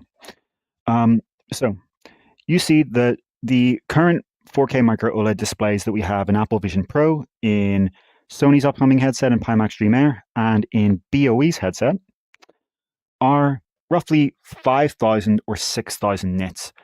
And you may think, whoa, that's crazy. That's so bright. Why do we need anything like that? Why are these headsets not burning your eyes? 2 reasons. Reason number 1 is pancake lenses. So the pancake lenses that enable these slim headsets that we all love, even Quest 3, Quest Pro, Apple Vision Pro, Pimax Dream Air, all of these headsets, right? These are all using pancake lenses. You need pancake lenses for slim headsets, but you also need them to magnify these tiny little displays up to a wide field of view in the first place. They need to have this really short optical path. And pancake lenses have great advantages. They enable this slimness. They can, if you do them right, in the high quality ones, enable like edge-to-edge clarity, like you see on Quest 3, right? It's astonishing going from Quest 2 to Quest 3 or Quest 3S to Quest 3. it's a VR life-changing moment when you see pancake lenses for the first time, good pancake lenses, I should say. But they also have a horrible trade-off, and that's optical efficiency. They kill 90% roughly today of light that goes through them. 90% of the light. So only 10% of this brightness actually gets through the lenses. The other 90% never passes through to your eye. So from your perspective, already divide these numbers by 10, okay? But it gets worse. With OLED, okay, let me see how I can describe this. With all headsets, and this has been a thing since the Oculus DK2, one of the big improvements from the Oculus DK1, the original developer kit 1 to DK2, is called low persistence. A lot of you will be aware of this, but the idea is that if you just keep the image on a display on a VR headset illuminated 100% of the time, and then change it when the next frame is ready, and show your 90 frames per second or whatever, showing one frame, next frame on the display, what you will actually see as you turn your head around is this on the right, a blur, a complete blur. Why is this? This is because in the time between these frames, you're still seeing that same image, that same frame, even as you turn your head. So your brain is thinking, I'm getting the same light even though my head is rotated, because yes, the 11 milliseconds of a 90 hertz frame rate is not that much to you. If you think about it, 11 milliseconds is nothing. But to your brain, you can know that for 11 milliseconds, you're getting the exact same light.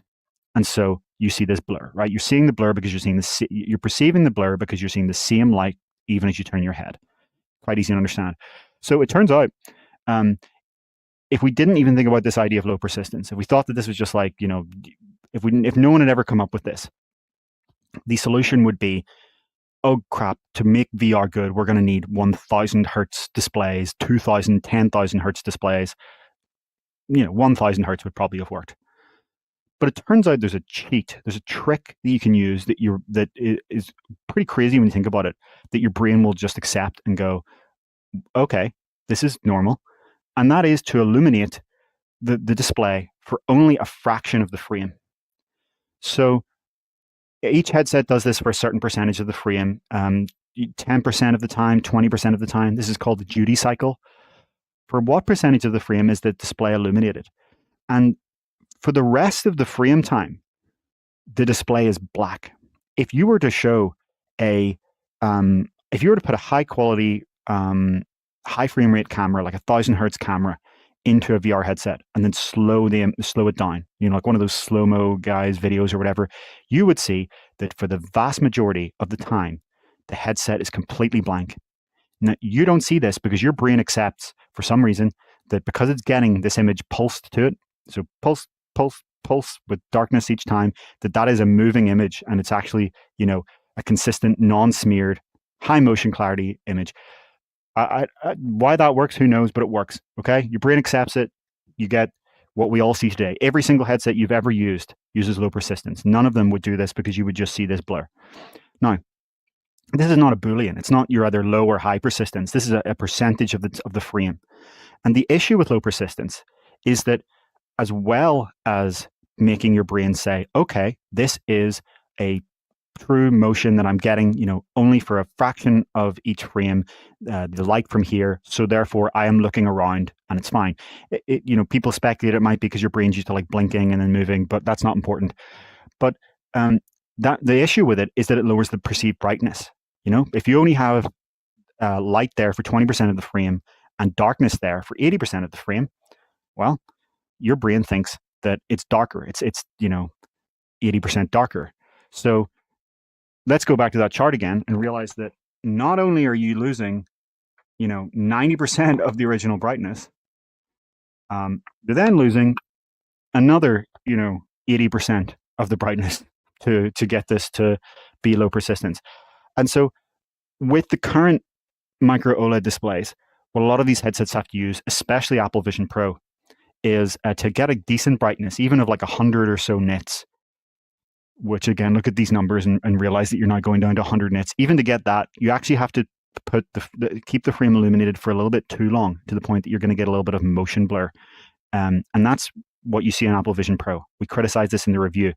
On Quest, you actually get really great motion clarity. I'm turning around my head right now, and I'm not seeing any kind of smear or blur between the frames. It really, this is 120 hertz. It really just looks like I'm looking around a virtual scene. I don't have any perception that I'm getting smear. On Vision Pro, that's not the case. Even there's pass-through smear, which is a separate thing that we'll talk about another time. But even in fully virtual content in Vision Pro, there's a little bit of motion blur always that you can't get rid of. So theoretically, Apple could get rid of it by making it even dimmer. But at some point, you're going to run into panel issues and about not having it on for enough. At some point, your brain will notice the blackness, and you'll actually consider it flickering. Right? Your brain will think it's seeing flickering. The real solution is that you need future displays, future micro-OLED displays that can go even brighter. And instead of using all of this extra brightness on just making the thing brighter, you also use some of it on actually bringing down the duty cycle even less, and then you can keep higher motion clarity. So with these next generation displays that Samsung and LG are developing, these next generation micro-OLEDs, headset makers will use some of the brightness for brightness and some of the brightness to eliminate motion blur for greater motion clarity. So the result of what is the point in going even further and higher end and more expensive than Vision Pro's displays is that you solve that issue. You also, with direct emission RGB, as I explained before, can get a much wider color gamut, right? Vision Pro is at 92% of DCI P3. Sony's new display, which is remarkable that they can get this out of traditional micro-OLED with white subpixels, but it gets a 96. BOEs is competitive with Apple Vision Pro. The one LG showed last year, 97. Again, you can pretty much solve with better color filters the color gamut, but you get all the way to 99 with direct emission RGB, as well as these crazy brightnesses here. But again, that's not what you're seeing. Ian and I actually did see a Meta prototype headset that delivered 20,000 nits to the eye, as in post lens, 20,000 nits, obviously not a pancake lens. That was a experimental research prototype, and that was remarkable. And it really does matter, actually, to be able to show a great dynamic range of brightnesses, and it's important for the future. But even just being able to get a little bit brighter matters.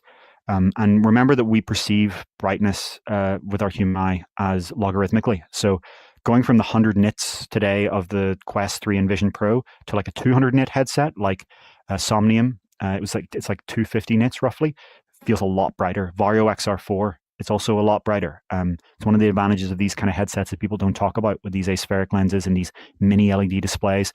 Some of the Pimax headsets too, these Pimax crystal headsets, this brightness, it is a brighter, more dynamic image than what you see in a Quest 3 or Vision Pro. It does matter. And so these future micro-OLED displays will be able to kind of help with that. You're also getting greater resolution, right? You're going even further. These two are small leaps on that. And then Samsung did show also a prototype of a 5,000 ppi display that's 5K. So you can start to get close to the range of retinal in the center, as well as the fact that this one is 120 hertz. So lots of advantages here.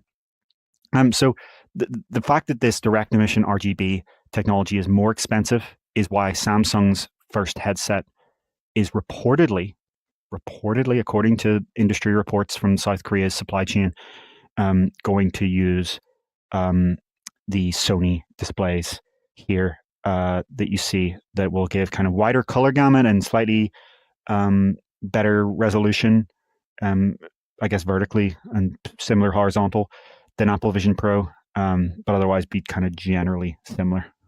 Okay, now to the comments. Well, that is a lot of comments.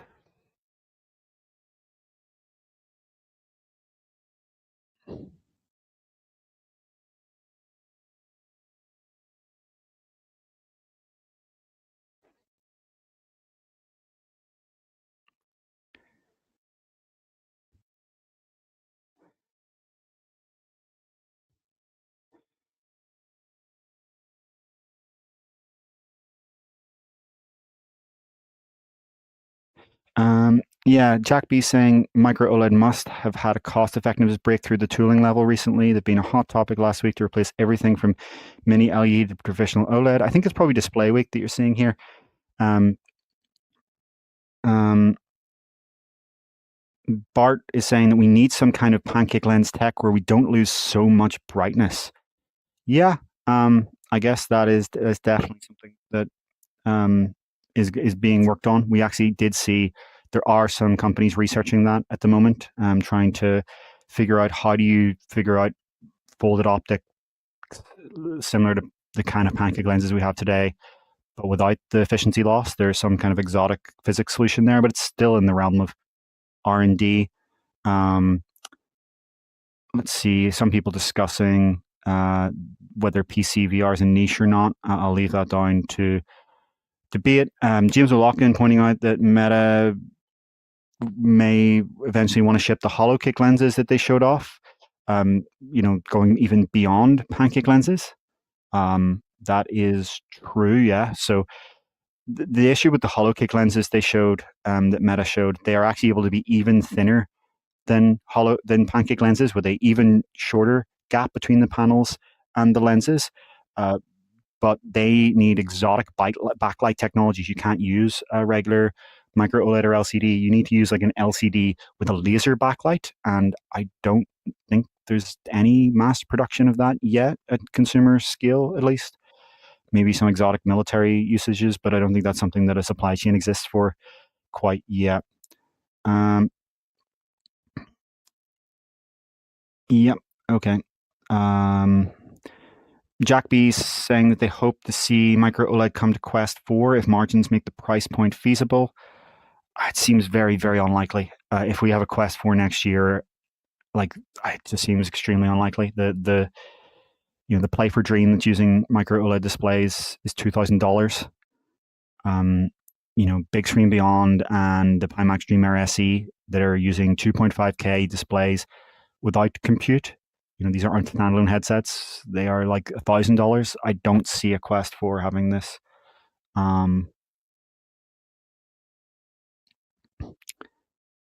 Let's see here. And people are pointing out that Imagine, the company that Samsung acquired, has got a history with Valve. That is very much so true. We did see definitely communication at the very least between those two companies, and we noted at a former Display Week that Imagine had a prototype board with the marking Steamboat. That's really odd, right? Steamboat, but nothing seemed to come of that, and obviously Samsung is now the owner there. Let's have a look here. LL saying that they're patiently waiting for 100,000 nits, then may finally match my TV. Small issue, then it'll need to be powered by its own little nuclear reactor. So in terms of how do you actually get even brighter, even if we say pancake lenses can't be solved, say they're always going to be this low optical efficiency. I don't think that, to be clear, but you can go even brighter with a future technology that goes beyond micro OLED, which is micro LED. So it's micro LED. This is so confusing because there's so many. These companies all want to introduce marketing terms that make it sound like it's a next generation tech, but the real next generation is micro LED. So they're not organic light emitting diodes anymore. They are regular micro LEDs, and they could get to the kind of crazy 100,000 nits eventually. They're not there yet, and then nobody has figured out how to mass produce those at serious density yet. There are some smart glasses that use micro LED displays, but they're 480p. No one's anywhere near 4K displays or anything like that, other than TV size, right? Where the joke is that they're not micro anymore. You have a 100-inch TV that uses it. Is that really, is that really micro anymore? Or there's just very small LEDs? That's an area of active debate. Delicious is pointing out something very valid when it comes to the brightness trade-off, that frame rate will help, right? Because if you're showing the image for 2 milliseconds at a time for low persistence, if you increase the frame rate, then you're actually getting a brighter image for free, right? 120 hertz low persistence at the same persistence in milliseconds is brighter than 90. So that's a pretty good trade-off there. Craig Melville is asking, is the Quest 3 default refresh rate not 72? It's default 72 in apps. In the home system, it is 90. A lot of apps use 90, but if you're a developer and you build an app for Quest and you do not specify a refresh rate, you will get to 72 hertz here. Let's have a look, see if there are other questions here.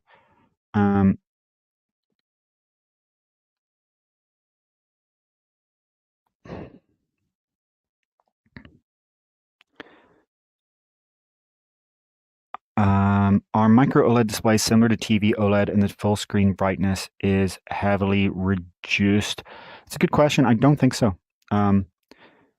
Yeah, Daniel Leeper saying that I'm struggling to read the comments in time. Yeah, it's difficult to do a one-man show like this. Usually Ian speaks and I'm reading the comments while listening to Ian, and then that gives time.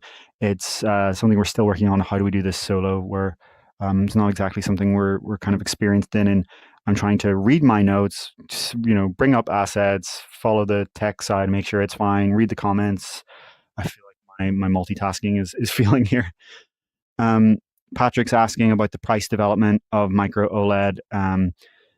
It's one of those things where BOEs are rumored to be slightly less expensive than Sony's original, but not by much. We're still talking like a pair of Micro-OLED displays at 4K resolution cost as much as your entire Quest headset, like at least.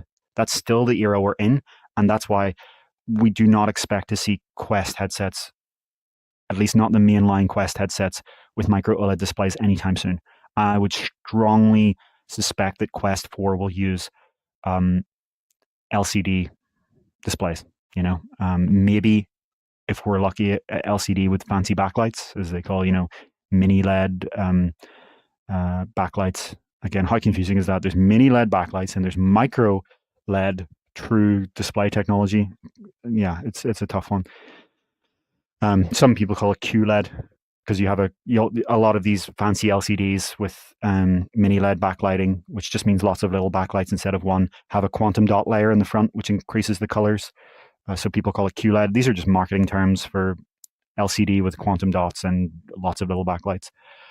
But I'm not criticizing people for using these terms. I'm criticizing the display companies and TV makers for making it so confusing.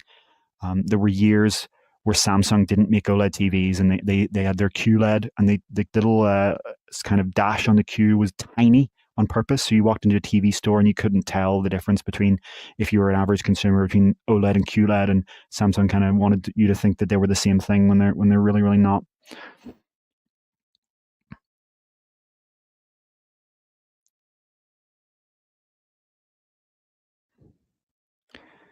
Yeah, okay. I think we can move on to our last topic. Sherrod's saying that the Megane X is plenty bright for them. Yeah, I don't think for a lot of people the brightness is an issue. It's not. There's a difference between a nice to have and an issue. I think if you have a current headset, even one of these 100-nit ones like Vision Pro and Quest 3, you're not saying, damn, this is great, but what I really want it to be is brighter. It's going to make it feel more immersive for it to be brighter. It's going to feel more real, but it's not a low-hanging fruit that you're like, damn, I really need it at this moment. There is research that suggests that brighter and greater dynamic range does actually increase the depth perception feeling, though, the feeling of like this is a 3D image that I'm looking at. So when the lower the dynamic range, the less you actually feel that you're looking at something that's three-dimensional. So that's kind of something that we need to note. But again, if you're in that moment, you don't know what you don't have, in a sense. You know what's like so bad that it's a problem, right? You know that if you're on a Quest with LCD displays, you're like, you can't see the black, right? You can see that the contrast is sucky compared to OLED, right? That's something that you know in that moment, especially when you're in a dark loading screen that's supposed to be completely black. That's obvious, but like there are things that are good to have that you don't know until you have them. And that's kind of, I think, where brightness is right now. Anyway, let's go to one of the last topics here. I think we're nearly at the last topic here. What are we at? 2 hours now?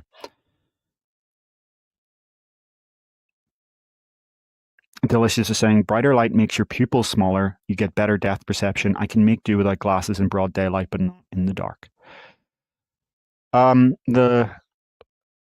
Penultimate topic here, as Horizon OS advances, developers face bugs and performance regressions. This is something that we just wanted to highlight because developers have brought it to our attention that they have noticed in their analytics that the average frame rate of their users has been decreasing over the past several Meta Horizon OS releases. And so on an internal Meta forum that is for like highly respected store developers of popular apps, that is supposed to be, letting these developers bring their issues to Meta through developer relations. This is the most upvoted issue. They are really concerned about this.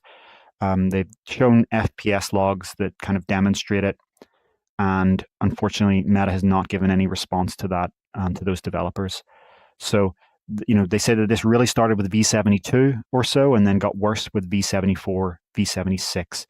And is still being an issue with the pre-release builds of V77. So these developers work really, really hard to optimize their apps to run on a mobile chipset. It's so hard to develop something that's performant on standalone VR, especially because consumers want more, right? You want the best graphics, you want cool interactions, you want, high frame rate, high resolution. Getting that on a mobile chipset is tough. Developers do really, really hard work in this industry.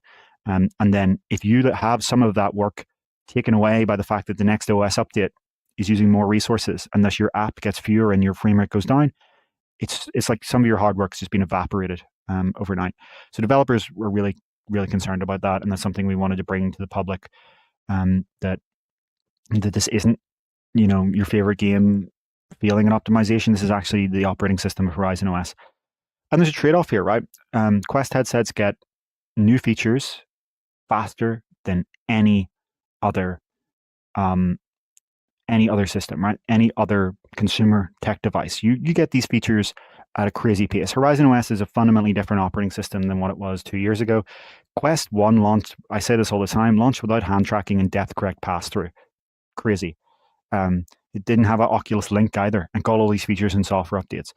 Quest 2, think of how much changed there, right? How the hand tracking on Quest 2 at launch kind of sucked. By the end, it was excellent, right? The hand tracking between Quest 2 launch and the end, insanely different. So many OS level features added. The ability to use pass-through as a developer, spatial anchors and shared spatial anchors for things like co-located multiplayer. So many developer features, so many OS features that are coming out almost every month. And that's good. But at the same time, it's bad if this is leading to performance regression over time. And people can kind of debate about what they kind of think is the value of these updates and kind of whether it should be yearly updates, monthly updates, whether that's even the issue. But it's clear that this is happening and being a real effect on developers. Like last year, I talked about Quest 1 and Quest 2. Quest 3 in post-launch updates got inside-out upper body tracking, the pass-through. We all forget about this. It's crazy how quickly we get a new improvement and it just becomes normal. The pass-through today on Quest 3 compared to launch, it's like a different headset. You wouldn't believe. In fact, we didn't. On this show, we didn't. There's some things that Meta solved with Quest 3's pass-through. Solved is not the right word, but heavily improved that we didn't think it would even be possible to do on current hardware. It's a dramatic difference. The hand tracking as well. There was a hand tracking 2.3 is insane. Like I'm looking at this right now and the amount of stability I'm seeing right now compared to what there was before. The hand tracking today is just so much better than what it was. The Horizon OS lets you pin 2D windows. Ian, I don't know if he's still in our comments, but loves the multitasking that didn't exist a year ago, right? All of this comes at a cost, it seems, to developers. So that's one issue.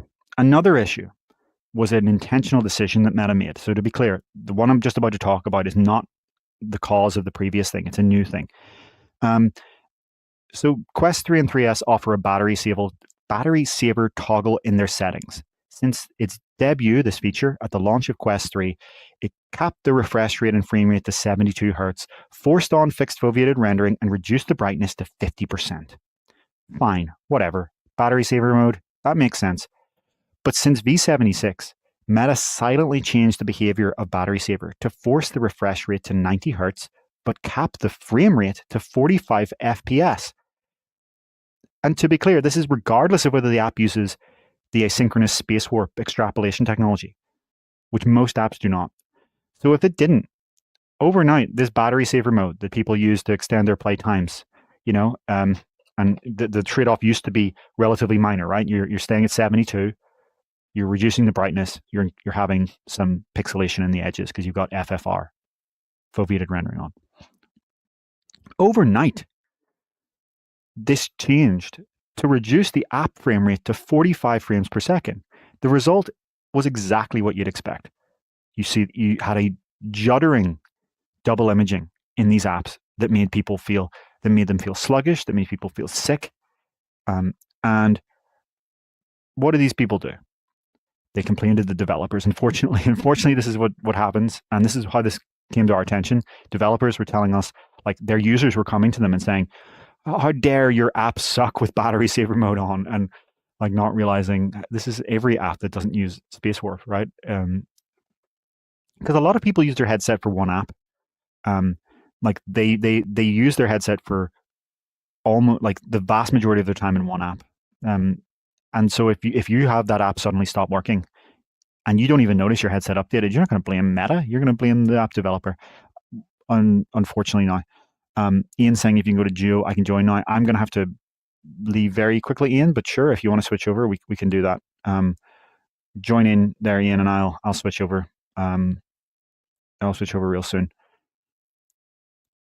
Yeah, Guy Godin is saying that the battery saver feature, even in how it used to work, wasn't worth it, and it was a source of user complaints. Why is my frame rate capped to 72 frames per second? I agree with that, actually. I think like it's you can see where they got this idea from. It's a thing on phones, right? And like it's so different on phones. I don't think this idea translates well. I understand that Meta's like got this idea of, we want a KPI of average battery life. How do we get this KPI up? Let's give people this, right? You can get how this kind of thing happened. But I just don't think it works in VR. Like it's not, we're still in such an early era where these like the compute on standalone is still the bottleneck factor that you don't want to intentionally deflate it just for extra battery life.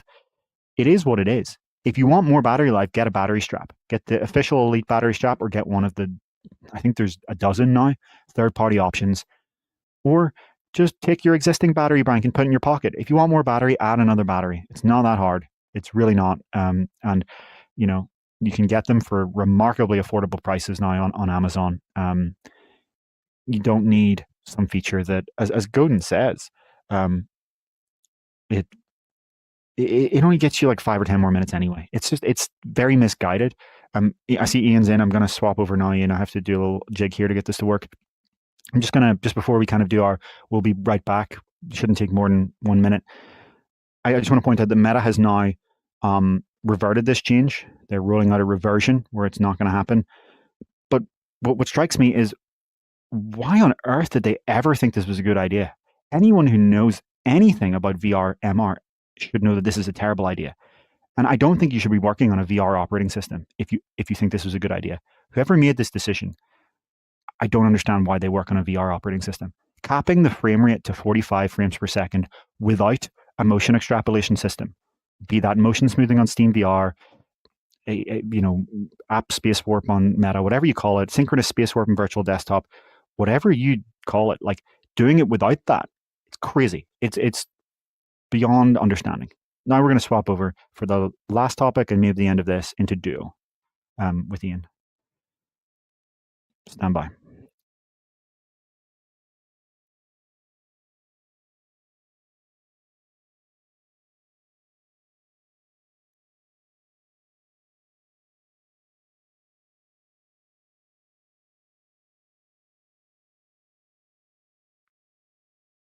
Hello, everyone. Thanks for giving us your time today. I'm in Hamilton in New York, waiting to be joined by David Heaney from London. Yeah, kind of cool here to jump in the middle of the show here. So thank you all for tuning in. It's been fun watching the comments out there from the real world on my phone. Was walking around New York watching everyone comment on today's show. Thank you, David, for doing this incredible work getting in here and doing this solo. That's a long show to do on your own. Yeah, another 2 hours. No, David has to leave. I will release him as soon as he can go and I miss him. I need David in here to be joined by David here. 24-hour stream. Mr. Mycelium, don't, if we can come up with a good cause to do a telethon for, we will do that at some point with us doing like 3 to 4 hour shifts and you guys just throwing money in the coffer to raise money for some good cause. Yeah, we'll get there. I like Mr. Mycelium earlier. I'm convinced most people that work at Meta don't actually use VR. I think about this a lot, right? David and I are up to 4 to 5 hours a day sometimes in headset use. And I compare like when you're at hour 4 in your VR experience, right? And then you realize 4 hours in, my experience is missing this like category of content. You go, oh, that's what's actually bringing me out of VR, right? Like you got to go and get, I don't know, some bit of content that's only available outside of headset at 4 hours in. I don't think people who don't use VR don't realize that sort of thing. Like they don't see all the things that are keeping them out of headset. David, what's our last subject today? And thank you for doing this show. Good to see you. Yeah, good to see you too, Ian. So just on what you were saying, I actually did publicly on X ask Meta CTO Andrew Bosworth directly, publicly, how many hours do you spend a week in a Quest headset? I did not get a reply. So Good question. Yeah, we would look for that Andrew Bosworth, and I put him on the spot on Threads where I said, I want an on the record conversation with him where we just talk about his specific decisions in VR. Right? Like let's put him to record. He was pointing out that his tweets auto delete every 6 months. No, let's just get him in the studio and say, all right, Andrew, when did you take over the VR team? Okay, which specific decisions are you responsible for here? Why did we have Facebook account linking happen for a year and a half and then get ripped out of the ecosystem? Let's get this on record and actually explain to our audience who's responsible for some of these frustrations out there. So I'm seeing Guy out there talking about he's suggesting it's 0 hours per week.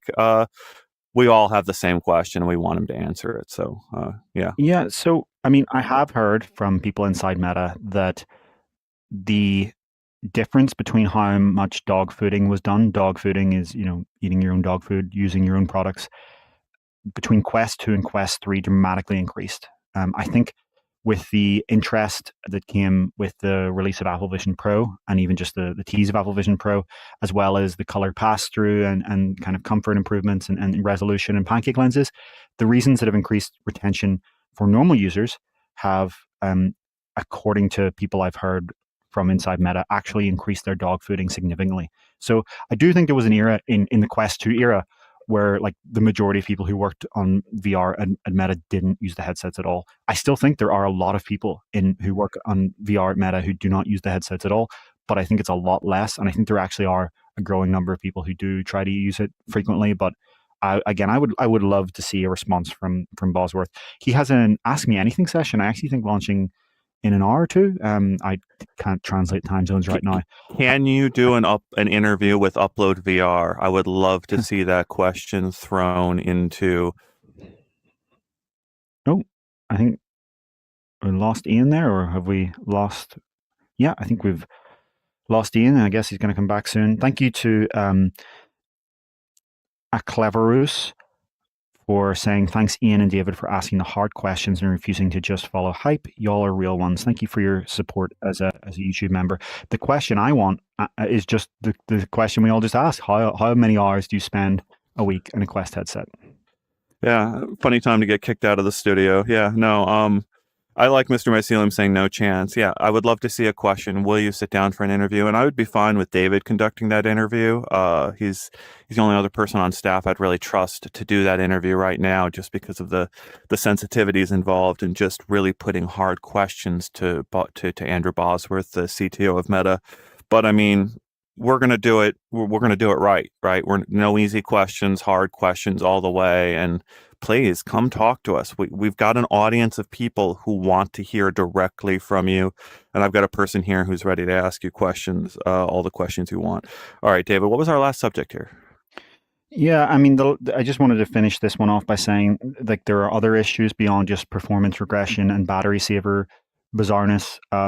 Developers are finding like things like their analytics disappear. Sometimes like uploading an app doesn't work. Just really just software quality issues throughout the development toolchain. And at Meta Connect 2024 kind of said, like, we know it's been tough to develop for Quest. Like Bosworth himself said, it's been tough to develop for Quest for years, but we're going to sort this out. Then VP of VRMR, Mark Rabkin, said that this would be a stable era. Rabkin left in March for personal family health reasons that by all accounts are valid, but that promise was still set there, and kind of Bosworth also kind of echoed that. So it does seem that like they need to deliver, right? Like what developers want is not just consolidation of APIs. Like that's true. That's great that they did that. It's more of a stable development platform. You're not like constantly shifting from one SDK to the other and etc. There is kind of like a stability there in the sense that it's all in the kind of OpenXR support for these core engines that people use, and the way that the scene APIs and things like that work have kind of solidified. But that's not what developers want right now. They want stability. They want software, tools, and back-end infrastructure that they can rely on. And when issues do crop up, because they're always going to, it's software. There's no such thing as bug-free software in the non-automotive world. When those happen, they need to be sorted quickly and not left to fester. And worse, when developers bring up an issue before a release, Meta needs to either fix it or delay the release. Option C of release anyway shouldn't happen. That's the problem here. A lot of these issues, developers bring them up because they have the pre-release builds, they have the PCC. Some developers even get like sooner than PTC builds, right? Some developers are on V78 right now. They say, we're having this issue. Meta says, okay, cool. Then Meta just releases the build in. It's crazy.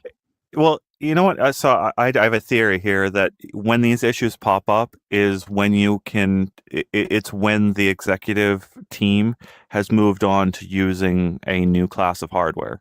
So my theory is they've already moved to using some future device and running a V78 on that future device. And it's running great on there, but they're not seeing the way it performs for all the current users. I think you're right in a sense. I don't think it's future hardware, but I do think that they are on kind of internal dog fooding specific operating system versions. And there's a deep irony here, right? Like there is a dog fooding mode which changes the settings and configuration of the headset. That's not dog fooding anymore. If you have changed the configuration of the OS so much that it's different from the consumer OS, that's not it. Real dog fooding is that you use the exact same software as a consumer, and that your backend doesn't think that you're anyone else, that your backend doesn't think that you're, God mode or dog fooding mode. It thinks you're just a regular old consumer. And that's what I think I would love to see Andrew Bosworth and other executives at Meta spend time in a Quest headset in the same exact firmware that you and I and all of our audience would have. Yeah, I see people in the audience seem to be in the ballpark of asking Andrew Bosworth on our behalf to come and speak on an interview. And we wouldn't. I've been a little bit antagonistic to Andrew Bosworth on Twitter, so I don't think he's likely to want to talk to me. But I would expect him to be cool talking to David. And be respectful in your ask if you are going out there and doing that on our behalf. We've made the request multiple times, and we will continue to do so into the future.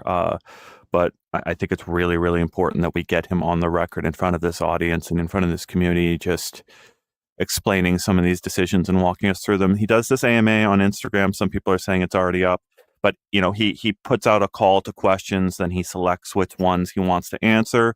It's very useful to a lot of people out there to have that Q&A session, but that's not the same. That's the executive choosing which questions to answer, not us saying, excuse me, you didn't really address the question we were asking here. You need to go back and do that a second time. Yeah, I mean, I think you also want to pitch this in a sense to Bosworth. You're kind of making it sound a bit like a torture session. I think in one thing we would do, as you say, we would ask hard questions. We're not going to throw softballs. We're not running PR for Meta here. We're doing journalism. At the same time, we would let him speak. I think the frustration for me when it comes to interviewing powerful people sometimes in certain contexts, especially on like live television, because of the format constraints there, is that there's this like kind of talking over. So I agree with you, Ian, completely that we ask the right, if this happens, that we push back, but let him speak first. And then once he's had his say, and because, to Bosworth, if you are listening to this, or someone who has any kind of sway with Bosworth, the pitch here for you is you get to explain yourself in a long form fashion. You are going to be asked tough questions, of course, but you get to elaborate and give detail. And if you believe if you have conviction, as we're just about to talk about, you have belief, then you shouldn't have a problem with that, right? You're capable of explaining your kind of philosophy and your ideas and your strategy here to audience of the kind of most dedicated VR fans and enthusiasts and developers and kind of decision makers that we have here.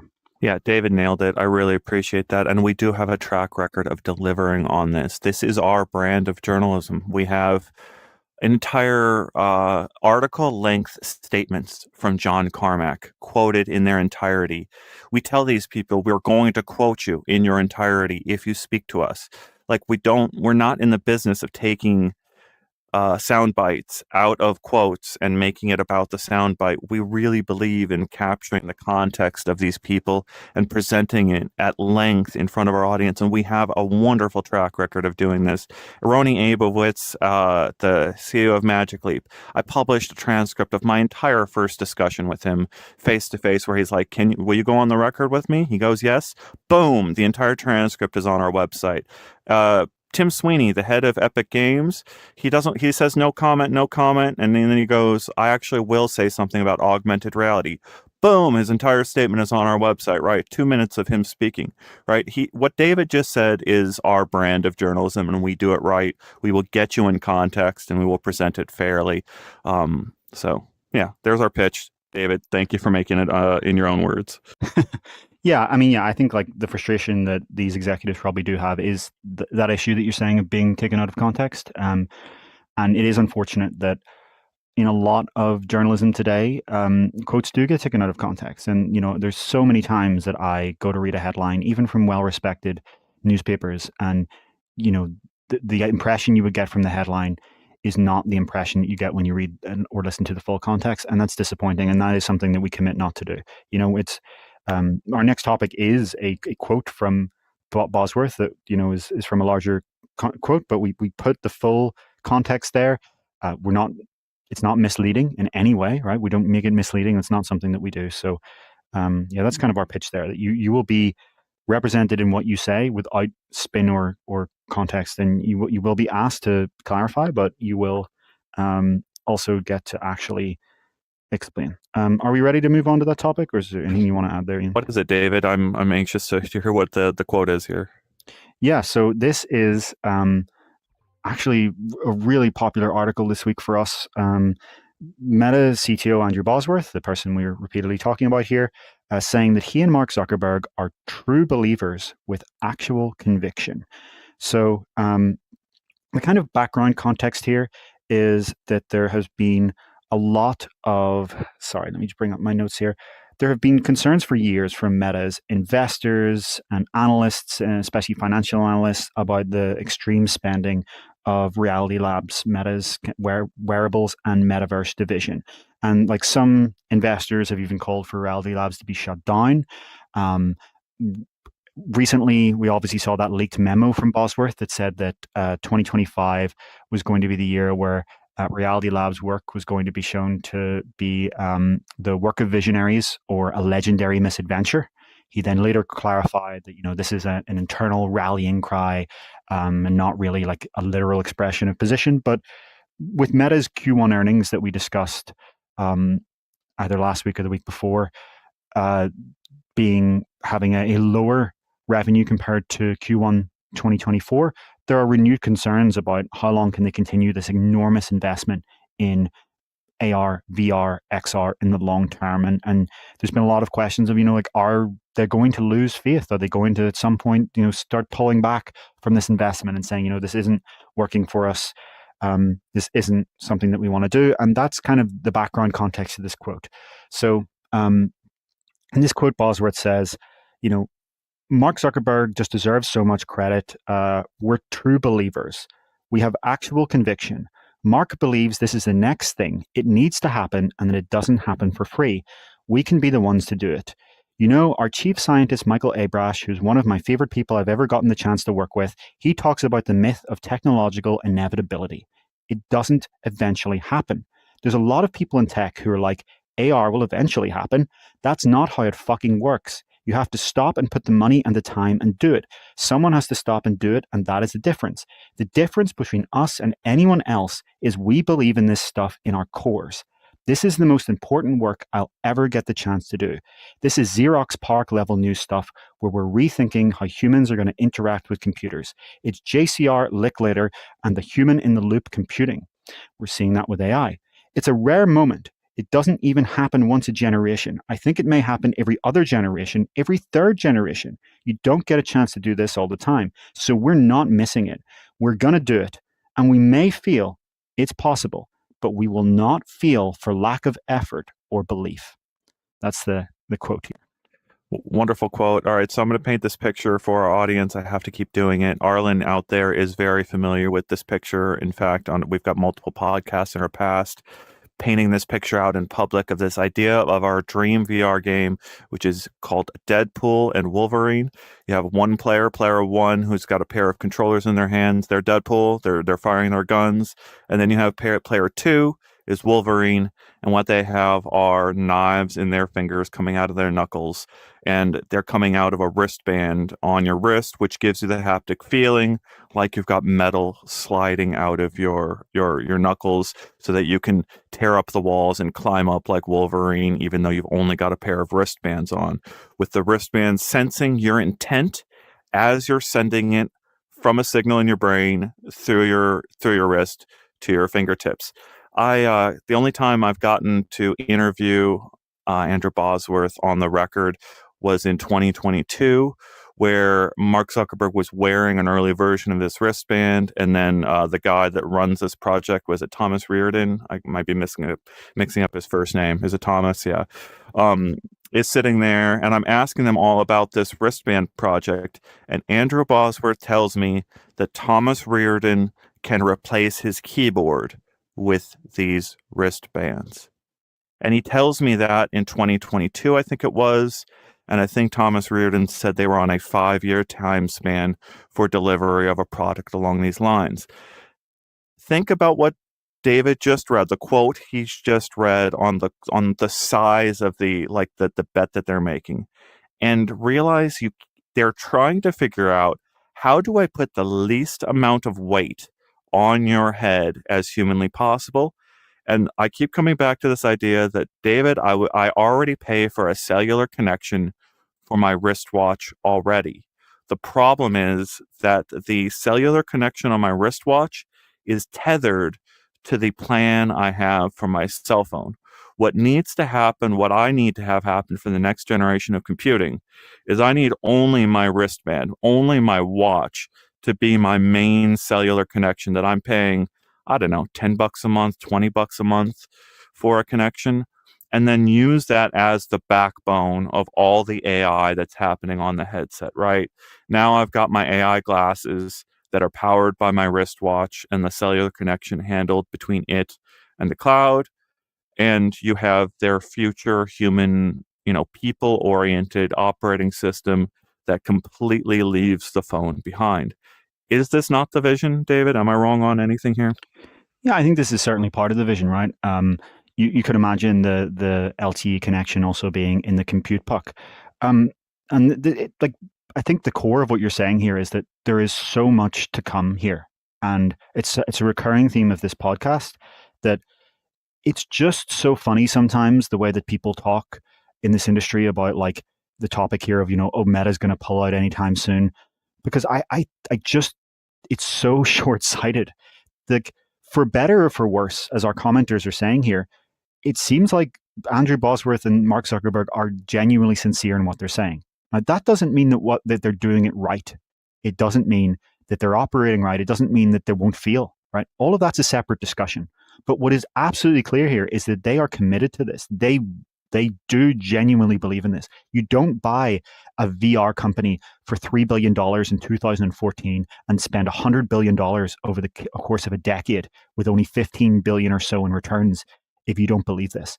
Like, they do genuinely believe this. And from the start, this was talked about as a multi-decade scale project. Now, there is almost no other company on the planet, in Meta's credit, that operates on this scale of time. I should maybe say bets on this scale of time. No other company would. And that's because no other board of directors would approve it and no other shareholders would approve it. So why does Meta's, and this is something I really pointed out in the article, Meta is very unique, completely unique amongst these giant tech companies in that it is owned and controlled by Mark Zuckerberg. Mark Zuckerberg has over 60% of the share voting power in Meta. He cannot effectively be fired by the board of directors, nor can he be overruled by the shareholders. He is the board. He is the shareholders, to be dramatic about it. In contrast, Tim Cook is not. Tim Cook is not Steve Jobs.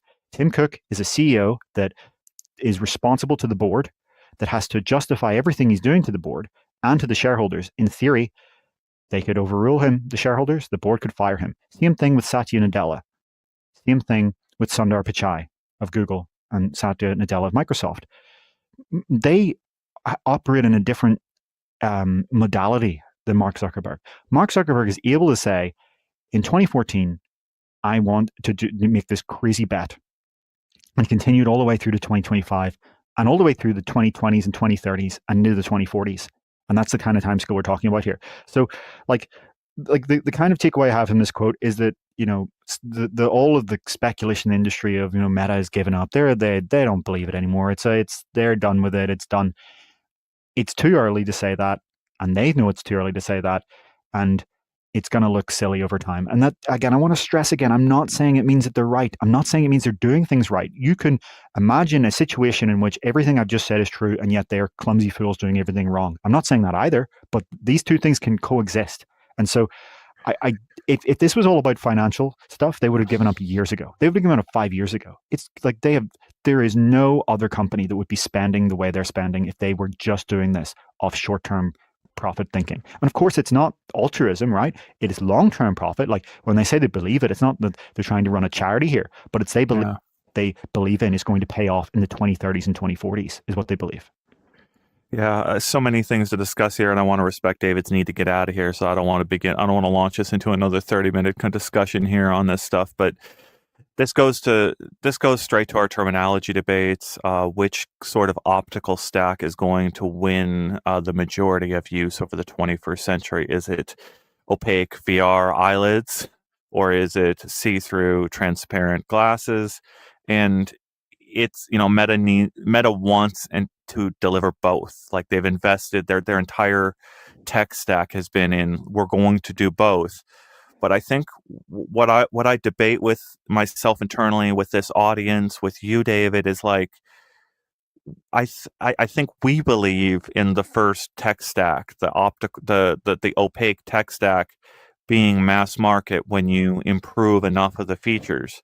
What we see they're unproven on the second tech stack still. And if they're investing too much in that second tech stack and it's a failure, what if other people who invested only in the first tech stack actually win because of their area of focus? Like VR chat isn't useful in AR glasses, is it? I get what you're saying. I think that if either works out, right, there's a world where both work out, there's a world where one works out, and there's obviously a world where neither works out. But even in the world where only one works out, the compounding advantages of getting this to scale is going to outweigh any of the spending. The thought experiment I always say here is, imagine if today the platform holders of the digital world are Apple and Google, right? Google controls Android in the Play Store, and Apple controls the App Store and iOS ecosystem. If you asked any company today, how much would you spend to go back in time and change one thing, and that thing would be your company will be one of these two platform holders? I think you could raise $1 trillion. I think you could raise $1 trillion for that one change in history. If your time machine could only do that one thing, I think you could genuinely raise $1 trillion to do it. And so Meta has only spent 1/10 of that so far, right? Because that's what it wants to be. It wants to be one of these platforms in the world of the future. And it doesn't matter if it's this one or both. As long as it's one of them, That's what But Meta wants to be. And I just to finish that thought, like, I think there's so much focus on, like, do they do one or the other? And I have to say again, it can be both, right? Does Apple believe that tablets running a mobile operating system are the future of computing, or laptops running Mac OS? They don't. They sell both. You can buy a MacBook Pro or you can buy an iPad Pro. Both can be successful and both can coexist as two different things. so the only thing I want to add here, I mean, I guess is where did this person come from, right? This person was hired from Valve, right? And we're at 10 years into this, and everyone in our audience is still waiting for the new Valve headset to ship, and waiting for its effect on the market, and where it goes. I've pushed back on you, David, that like this category of device is owned by, like, the VR layer of this device is owned by Valve. I mean, no, it isn't, right? Like, Valve owns the PC side. The vast majority of Quest headset owners don't. You have a gaming PC. They don't use it on Steam. Valve never comes into the equation. Like, Yeah. if you, I don't think any one company owns it, but if you had to argue that one company owns it, it's Meta, right? Like, today, Meta, no AR glasses exist today, right? There are smart glasses, and Meta owns it, right? The Ray-Ban Meta glasses have sold 2 million units. I don't think any other smart glasses. I think Amazon Echo sold like 50,000 or something. I don't know, but it's not Ray-Ban Meta scale. Quest headsets have sold tens of millions, 30 million or so by now. The only thing comparable is the original PlayStation VR, which may be on the order of slightly less than 10 million, right? But like, that wasn't a standalone computing platform. But how many of those are broken? Like, it's not. Yeah, we're not even discussing how many are in the dust in the closet anymore. We're discussing how many of those headsets have literally been rendered inoperational by Meta. Sure. I mean, like, in late 2022, according to the Wall Street Journal, viewing Meta internal documents, there were 6.7 or so million monthly active users of Quest. And then at GDC this year, which is 2.5 years later, Chris Pruitt says that there are more active users today than ever before, and it increased 30% in terms of monthly actives in 2024. So, like, putting two and two together here, they're probably on the order of like 10 million monthly active Quest users, right? That's significant. If you compare that to Steam VR, there's on the order of 2 million, right? So like the scale here is different. You're talking about like 5 times the scale of actives and more of installs, right? And that does show you that, yes, there's more retention in PC VR, sure. But the sheer scale means that there's, for every PC VR user each month, there's still 5 Quest users. And you can go ask any developer about that, right? Yeah. We're going to see some amazing transformation in all of our conceptions about how personal computing works in the next year, I think, as spatial computing, mixed reality, augmented reality, virtual reality, all of the terms that we hate to discuss all merge into one reality. And that reality is that VR is not dead. It is going to be the next generation of personal computing. So, like, I love that we have these endless debates. We have the jokes about the drinking game, because I think really what we do with this drinking game, David, is we start just talking about, like, it feels circular, but we are starting to zero in on what the future is actually going to look like here. And it's a lot of VR all the way down. Yeah, I mean, and it's worth reiterating. And as you say, we do say it a lot, and this chart does come up a lot, but just for the new people, in the same way that today you have your PC or your laptop or maybe your iPad Pro or whatever as your kind of high fidelity, more immersive computing device, more powerful compared to your phone, and then you also have your phone, you can have your glasses and your headset in the future. It doesn't have to be one or the other. I often paint this picture where, you leave the house and you put your headset down and you go to the door where you're keeping your glasses, and you pick up your glasses and you put them on and you go throughout your day, whatever you're doing. And then you come back, you walk through the door, you put your glasses down, and you go into your room and you pick up your headset. Yep. Like, it's possible for this to be the way that things go without you needing to have some sort of convergent device anytime soon. I'm going to call it the grandchild of all demos, right? You had the father of all demos, I think it was back in the 1950s. I think maybe it was early 1960s. But this famous demo where they showed all of the future interactions you're going to have in computers. Don and I, right, we could hypothetically right now, David, do exactly what you just described.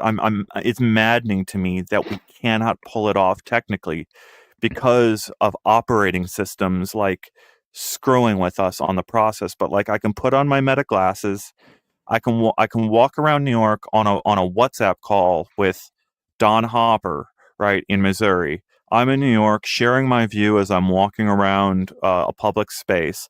I can walk up the steps to my apartment from a WhatsApp call, and I should be able to take off the WhatsApp call from my glasses, have my phone continue the call, and then put on my Vision Pro and mirror my phone to my Vision Pro, and then have Don share his view inside a Quest 3 using the Steam Link app, right? He can use the Steam Link app for this. And I'm in my Vision Pro looking out Don's eyes in Missouri in a Quest 3 after he's just been looking out of my eyes in a in a Meta glasses, and now I've chosen view sharing. So now he's looking out my eyes inside of a Vision Pro as well. But I can't do that because now I'm on a Meta WhatsApp call and I have to go and activate a FaceTime call in order to do my view sharing to him. This is literally the Yeah. platform war we're at. We're like they're all shuffling around. Like, what is the communication platform? You're all going to be doing WhatsApp FaceTime calls within the next 2 years in order to do what David's describing. Yeah, I think these are kind of existing ecosystem lock-in problems that exist in traditional flat screen computing. And Apple's argument here is that in 2027, you're going to use the Apple glasses and you're not going to dare use anything other than FaceTime, and that you'll have this continuity between the Apple glasses and your Vision Air or whatever.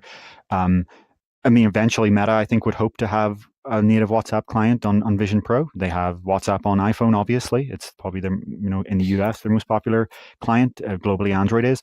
They have a Mac OS app. The problem is, as far as I'm aware, in fact, I'm sure of this, third-party developers can't access your view in Vision Pro in that sense. This is something that is done through FaceTime exclusively. I was trying Zoom for that, and I couldn't figure out how to activate it in the Zoom app because Zoom does have a native app on Vision Pro, and sure, but that's a key feature that we need. Yeah, I don't think that's what you get, though. I think if you try to access the selfie camera, you get your persona, your flat persona. And if you try to access the rear-facing camera, I'm pretty sure you just get black. The last time I tried, maybe it changed, but I'm pretty sure, yeah, you just get blackness.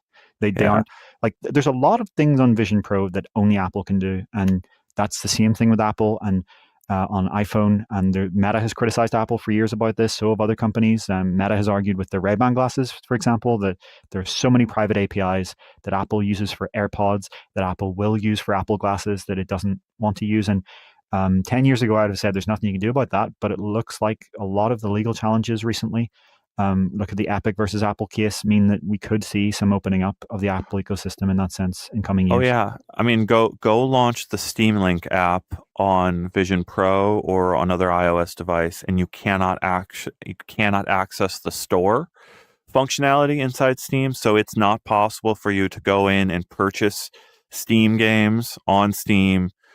It's not possible for you to go and purchase Amazon books within the Amazon app. You can purchase plenty of other stuff, but you can't purchase digital ebooks from the Amazon app on iOS. You cannot purchase digital games from the Steam app on iOS. And we are currently waiting for Fortnite to return to the App Store. And we're going to see whether Tim Sweeney has forced in his store into the Fortnite app, or whether Apple is going to complain or try to restrain them from doing that in one way, shape, or form. The moment that happens, right, the moment that big store gets there, how many avenues are opened up to all the others doing the same thing? Big screen selling us movie tickets, right? That should be available to us, and it should have been available to us a decade ago. David, you got to get going. Are you done here? Quite soon. There was one image I just wanted to bring up at some point. I agree with you very much so, though, that we do need to see that happening on Meta's side too, right? For all of Meta's criticism of Apple's restrictions on developers, they do have their own, and that inability to kind of run a profitable in-app payment service is valid there, right? Like the same thing that Epic complained about with Apple, Meta kind of says, "Oh, me too." They are also doing on their own platform, right? That's untenable. The one image I wanted to show is something I always mean to bring up on this podcast, but I always forget, which is this 2023 render that an artist did of what the appealing pass-through VR/mixed reality headsets of the 2030s might look like. And yeah, here's just this render. It's just a render. It's not a real concept, right? But I do think in some of the designs here, you get the idea of like, if you can get good enough reverse pass through and a form factor that's light enough and kind of high quality pass through, great tracking, all of the fundamentals right, all of the things that these would obviously be having, like 5K, 8K micro OLED displays, or maybe even something more exotic than that. I think this is the kind of form factor you can get to within that first category. Concept art made up. Just to be clear, David already said this a couple times, but for anyone that might have missed it, this is just mock-up imagery. And to be clear, look, your brains just broke looking at this, right? This looks identical to what they depicted in Ready Player One.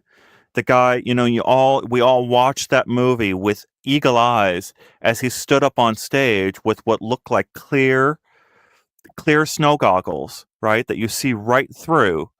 And we all looked at it and processed in our brains, that's actually a VR headset, right? This is doing the exact same thing to you. We don't process this as a VR headset, except at 100% is a VR headset. And all the companies out there are going to want to not call this a VR headset because they went through so much work to make that eye box look so real to us that we're not going to call it a VR headset because that's a different category of product that didn't make the effort to make the eyes look this realistic. Anyway, sorry. This is not real. This is conceptual, and it's no more conceptual than Ready Player One was. But again, like the idea is still useful for us to discuss, David. So thank you for sharing. What are you doing now, David? Yeah, apologies. I'm just trying to bring up one more shot from this artist of kind of this in white. And Craig saying it's not from Meta Orion, but look, this is the madness of our show, right? Yeah, This isn't that far from Meta Orion, but it's a completely different architecture. It's the other architecture. Mr. Bosworth, please come here and talk to us about this. Yeah. Just to be crystal clear here, this is an artist's conception of a pass-through VR style mixed reality headset of the 2030s. This is not real. This is not something someone made. This is not from any official company. This is not from Meta. This is no one said anything about Meta. To be clear, why are people asking us, is this Meta? I think maybe people are trolling us here. This is an artist, a independent 3D artist. They are not at any VR company, who made a cool little mock-up of what pass-through mixed reality VR headsets could look like in the 2030s. That's all this is. I just thought it would be cool to show you as an audience of where you can imagine, keyword, this technology going in the 2030s. And I think I don't think this is like impossible, that this is the kind of headset we get in the 2030s at some point. I don't think this is impossible at all. I think once you get to this, you can imagine this being a significantly mainstream technology if you add to the fact of what this is going to be useful for, right? That you're going to be able to do, obviously, the gaming and fitness of today, but also hang out with people across the planet as realistic avatars. We'll actually have something on Kodak avatars in next week's VR download and on UploadVR.com either later today or tomorrow. As if you're next to someone, you're able to relive captured memories that you've captured volumetrically with your iPhone. And I mean volumetrically, not spatial photos. You will be able to have as many virtual displays of whatever size you want, wherever you want, on a plane, on a train, in a hotel room, on your bed, anywhere you want. All of these things arriving, as well as obviously virtually attending concerts, right? You'll be able to attend your favorite concert. You'll be able to go courtside at your favorite sport with your friend as a photorealistic avatar beside you. These are what the headsets that deliver this to the mainstream in the 2030s are perhaps could be imagined to look like. So a couple things here on battery life, and Comments. yeah, I know they're losing it. They're absolutely we've stated 4 times this is a made up mock up, but they've all run with it, right? They've all they've gone off the deep end. We don't approve of what you're doing in the comments right now. We're being absolutely crystal clear about this. What I love about this concept art and the things that people out there are doing is I would be 100% okay with a USB-C port coming out of the back of this thing exactly like it does in the Apple Vision Pro. A nice little connector right here that sends a cord down into a side pocket or a sling or a bag. Like, this is the architecture I think that wins over the 2030s. Is I need more power than my head is willing to support to make these things do what I need to do. Yeah. When it comes, people are asking where are the electronics. To be clear, like this is not a transparent headset. The idea is that this would be take the reverse pass-through that you see in Apple Vision Pro today and extrapolate it by 15 years. Put 15 years of advancement into the reverse pass-through. We've already seen demos at trade shows of reverse pass-through that are really, really good and a lot better than Vision Pro. So that's like not crazy. It's not something that's hypothetical. If you may wonder, like, how does it match the person's face so accurately? What you do with Vision Pro today is that you like capture your persona. There's almost a kind of echo here of what we were talking about last week when we were talking about capturing your 3D scene for mixed reality. When you capture your face in Vision Pro, you do it as like a one-time thing, or maybe you update it every few months. A concept I've heard from people who work on this kind of thing is that what you could do instead is have the capture be done from cameras that are internal, so in between the lenses. And every time you go to put the headset on, without you even realizing, it scans your face and updates your model. So by the time the headset goes from being in your hands to on your head, this face scan's already happened, and it's updated your avatar to look exactly like you look like just before you put the headset on.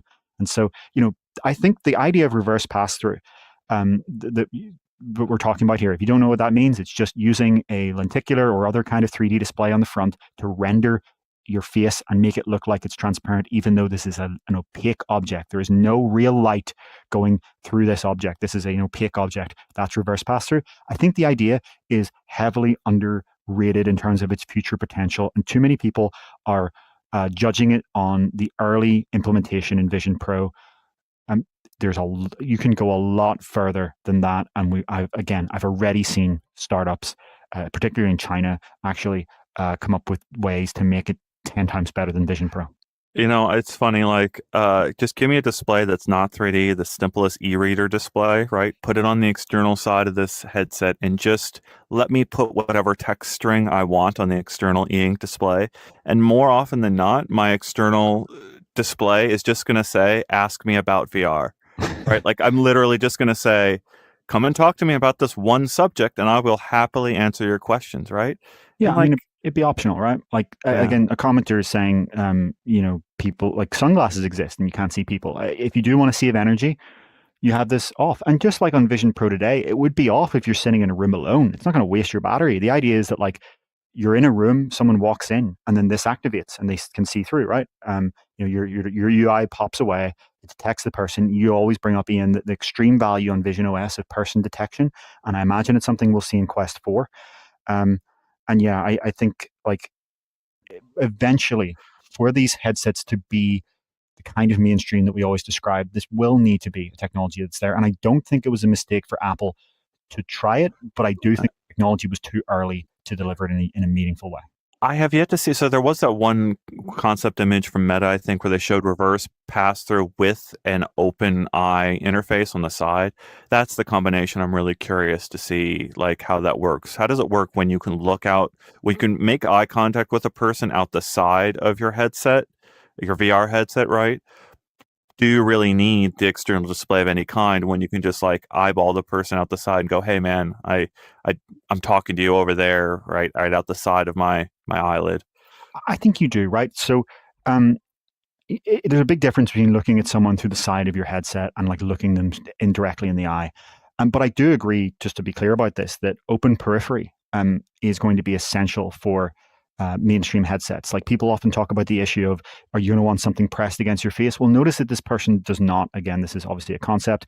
This is the Meta one you were talking about. Again, Meta concept render of what this might look like as an intermediary step, right? I'm showing you what it might look like in the late 2030s in that concept. This is what it might look like in the late 2020s, right? Like an intermediary step where it's nowhere near there, but it's still a lot more. It's like having a darkened visor that you've got on for like doing something like welding and or really heavy sunglasses. You can just about see through. One of the things I love about this image, David, that you bring up constantly is to Meta's credit where it's due. They showed this before Apple Vision Pro made it into public view. And this looks to me very, very, very close to what Apple Vision Pro actually looks like in real world use. And it's not wonderful, right? It looks kind of dim and dark, and it's not hugely additive. Yeah, this is, as you say, this is what Meta was showing when they were Facebook in 2021, I think, 2020, 2021, that kind of time frame, where you can see it's the same kind of technology. And, the one thing I need to always say about the Vision Pro is it was supposed to come out in 2022. The Apple Vision Pro is 2022 technology. If you don't believe me, look at the fact that it uses an M2 chip after the M3 came out, and it supports Wi-Fi 6, but not Wi-Fi 6E. It has all the hallmarks of a product that was supposed to come out in 2022. I know for a fact it was, and it was delayed heavily over again, and it eventually shipped, almost 2 years after it was actually supposed to. So Vision Pro today, the technology, all of it, the weight, the pass-through, the everything on the technology hardware side, the reverse pass-through, it's the technology of 2022. And what we're kind of asking in this section is, what's the technology of 2030? What's the technology of 2025? What's the technology of 2040? And I just think that's what we're trying to say is that Meta has seen all this stuff in the labs, right? Like these executives that we're talking about their commitment to bring it back to our topic. They've seen this. They know where this is going. This is the time scale we're thinking on here. It's so early where we are today. And here's a very funny one of Meta's very earliest research on this. I love it. I love it. I think. Yeah, the researchers that's been leading this project, it's just fascinating to think of what discussions that researcher might have been in internally of just, we've got a model with this built in and we've got a model without this built in. Which one do we ship? Andrew Bosworth, right? That's one of the reasons we want him on this podcast to discuss this sort of thing, because all of this is known to Meta. They've just chosen a different product focus, right? And a very low cost, accessible way to get into VR at a very low cost. Anything else we want to discuss today? This has been a wonderful discussion. Thank you guys for all greeting me with such, this is such a fun place for me to come each week. And I really missed you guys when I was, watching you as I was attending to stuff in the real world. Yeah, when you were in comment jail, as the commenters were saying. Yeah, right. Yeah, it was fun. It was fun to see it from their perspective, right? And I saw the people out there asking us for, how does this look when we get into VR?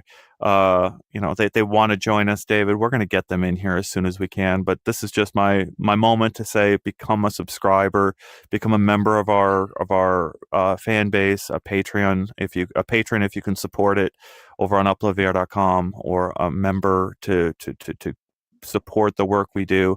We have an incredibly small team, and yet we try to own this space of covering VR technology. We sometimes miss an article by a day or two, but it's not infrequent. It's not frequent that we miss those articles, and we need a bigger team to cover the people whose lives are being changed by VR on a daily basis. We know they're out there. We know they're out there in large numbers, but that's a person. We need to go reach out in the real world. We need to talk to them for hours. We need to translate that journey into an article that you all can consume. And then you can send out to all of your friends and family members and say, look, I'm not crazy. This is this is how VR is changing people's lives. We need more people to tell those stories. So thank you all for your support. Marcellus, thank you. Thank you to all of our other members out there today. Arlen, so many members out there supporting our work. Thank you. Thanks so much. Thank you, Daniel Leeper, for your last minute donation. That's great. Thank you. We're gonna get back to work now. Thanks so much. Yep. We'll see you.